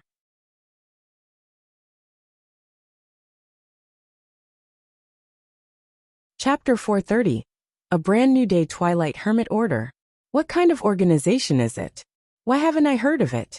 When Mr. Hanged Man was filling me in on the general knowledge of the various factions, he didn't even mention anything about this. Audrey was both surprised and confused. As the gray fog faded away, Mr. Fool's aloof figure had vanished. Her eyes darted around as she quickly made a guess. This organization, known as the Twilight Hermit Order, sounds even more powerful and mysterious than the other underground powers, such as the Aurora Order and the Life School of Thought. It's so unknown that even the knowledgeable and experienced Mr. Hanged Man, who's closely related to the Church of the Lord of Storms, doesn't know of its existence. And their plot was directed at a powerful noble of the kingdom, one of the most powerful people in the world. They might be the observers hidden in the deepest depths of the Beyonder world, the true controllers. They influence the situation of the northern and southern continents, so it's no wonder that they would be noticed by Mr. Fool. The last time Mr. Hanged Man successfully got his adorer to help wasn't because the promised reward was sufficiently high, but because Mr. Fool himself was targeting Twilight Hermit Order. This organization is as mysterious as our tarot club. Audrey, for some inexplicable reason, became a little excited, and this diluted the impact Duke Negan's assassination had on her. There definitely aren't a lot of Beyonders who know of the existence of the Twilight Hermit Order, and I'm one of them, and we, the Tarot Club, are targeting them. Audrey stood up and walked to the full-body mirror in front of her. She raised her chin slightly, showing an abnormally beautiful angle. Staring at the girl in the mirror, Audrey slowly calmed down. This was the first time she felt it was imperative that she quickly raised her sequence. Even Duke Negan, a Beyonder under tremendous amounts of protection, can be assassinated, let alone Father, who's just an ordinary person. Although based on the family vault situation, there are definitely many Beyonders in the family, and the Church of the Goddess will also provide additional protection.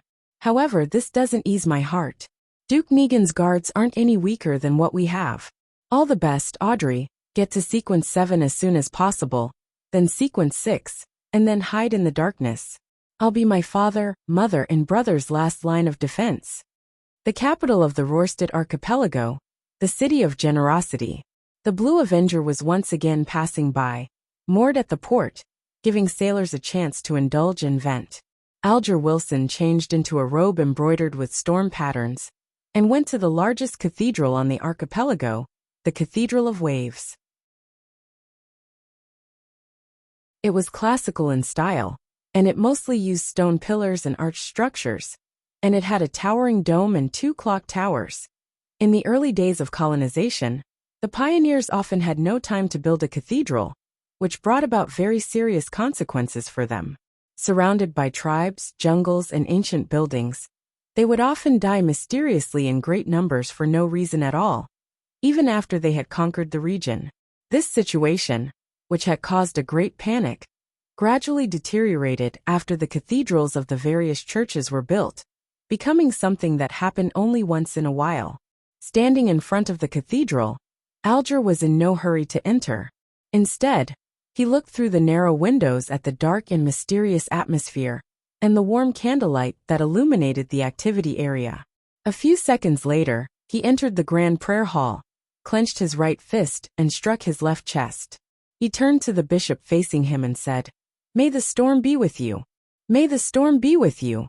The bishop responded in the same way. Without waiting for Alger to speak, the bishop of the Cathedral of Waves took out a telegram. "You're just in time. The Council of Cardinals has issued orders. Read it before praying." "What orders?" Alger asked casually as he reached out to take it. The bishop's expression was grave as he said, "Duke Negan has been assassinated. The Council of Cardinals has ordered all mandated Punisher and priests to pay attention to anything regarding the hero bandit Dark Emperor, as well as all the matters related to the tarot ritual." Hero bandit Dark Emperor? Alger perfectly expressed his surprise. He already knew that the Dark Emperor was Mr. Fool's adorer. The bishop said with a serious nod, "The assassin of Duke Negan is a Sequence 5 devil, but while escaping, he was killed by hero bandit Dark Emperor. This is the same outcome as Rear Admiral Kalengos, who failed to assassinate the Duke. Not only are the superficial circumstances the same, but even the core issues are the same. It was also Mr. Fool's adorer who killed Kalengos, another adorer. Was Mr. Fool the one who really wanted Duke Negan dead?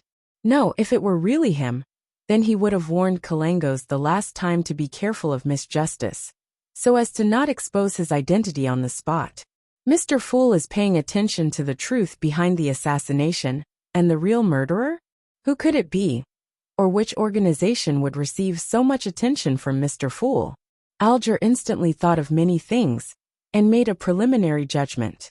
He looked down at the telegram, and saw that the church had set up a special investigation team for the assassination of Duke Negan. Every member was an elite of the mandated Punishers. Should I apply to join, so as to have a grasp of their actions at any time? Alger hesitated for a moment. In the end, he decided to follow his original plan and keep a low profile.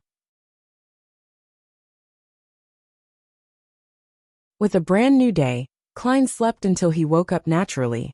He slowly got up, washed his face, and went downstairs. He wasn't in a hurry to prepare breakfast. Instead, he habitually opened the door, bathed in the fog, and took out today's newspaper from the letterbox. What is it? Suddenly, he noticed that there was a thick envelope stuffed inside the newspaper. It wasn't light at all. Squeezing the surface, Klein's mind flashed with the faint fragrance of banknote ink. His spiritual intuition told him that there was a lot of cash inside. Carefully, he opened it and pulled out the stack of money. After counting the money, he confirmed that there was a total of £1,000. It's the reward money from the machinery hive mind. Is this their way of secretly handing me the money? How can they be so certain this is fine? Leaving it in my mailbox just like that. What happens if it's stolen? The delighted Klein couldn't help but grumble. With this money, and without the machinery hive mind protecting him in secret, he could go to Vampire Emlyn White to complete the previous transaction. After breakfast, Klein immediately put on his coat and hat, held his cane, and stuffed the newspaper in his arm and went out. On his way to the carriage stop, he saw his landlord, Mrs. Stellan Sammer, directing the maid to load the suitcase into the carriage in front of the door. "Good morning, Mrs. Sammer." Klein smiled and greeted her. Stellan smiled modestly and returned the greeting. "She seems to have recovered mentally. Who knows what happened to her?" Klein curiously asked. "Where are you going?"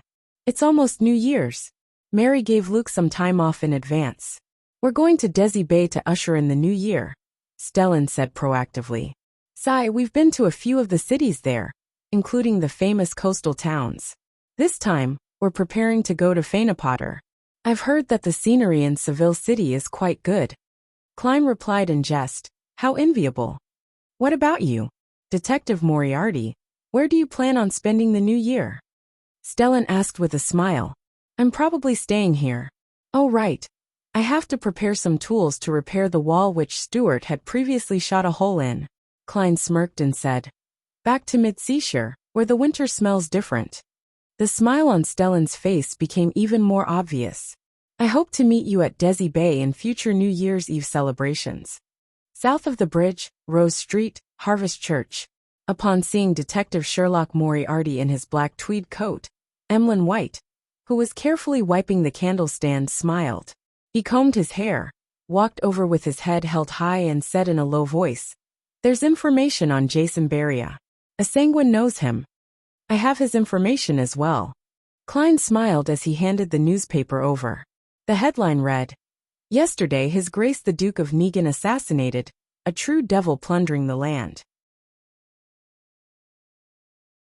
Beneath the title was a detailed description of the assassination yesterday, and it revealed that the murderer was a banker named Patrick Jason, who was killed on the spot, and the terrorist organization, the Aurora Order, claimed responsibility. When he saw the news earlier, Klein, who was having his breakfast, almost spewed out the milk in his mouth. At first, he imagined that the Aurora Order's Mr. A was brain damaged to take responsibility for this matter. However, after thinking about it carefully, he felt that it was most likely a cover used by the officials. If the Twilight Hermit Order is really the ancient organization which Emperor Roselle joined, then they would be extremely hostile towards the Aurora Order. After all, they hate the true creator. This thought suddenly flashed through Klein's mind. Emlyn looked blankly at the newspaper again and again before asking in disbelief, "Does this mean the information I got is useless?" In theory. Klein gave the vampire gentleman a sympathetic look. However, the official organizations are still investigating the masterminds behind Jason Beria. If your information points in the right direction, it should be of worth. As for Klein himself, he obviously didn't want to get involved in this matter anymore. No, he only knew Jason Beria and some of his hobbies. Emlyn sighed. Seeing his reaction, Klein asked in amusement, "Don't you usually read newspapers? How did you only learn of such an important matter until now?" Emlyn gave him an odd glance. "Why should I read the newspapers? I'm very busy. Busy cleaning the Harvest Church. Busy spending time with those dolls you have at home. And busy thinking of ways to trick people into giving you blood to drink. You really are a New Age vampire." Klein opened his mouth, but he used his clown powers to suppress the laughter he was about to let out. He didn't tease Emlyn White and said seriously, "I've already gathered enough money for those 2 ingredients. When can you give them to me?" You're tuning in to the Li Mei's Wuxia Whispers YouTube channel. We're so grateful for your support, and don't forget to subscribe to join us on this incredible journey through captivating stories. Your generosity through donations truly makes a world of difference, as it's the primary source of revenue that allows me to expand and enhance this channel for you. Thank you from the bottom of my heart for being a part of this adventure.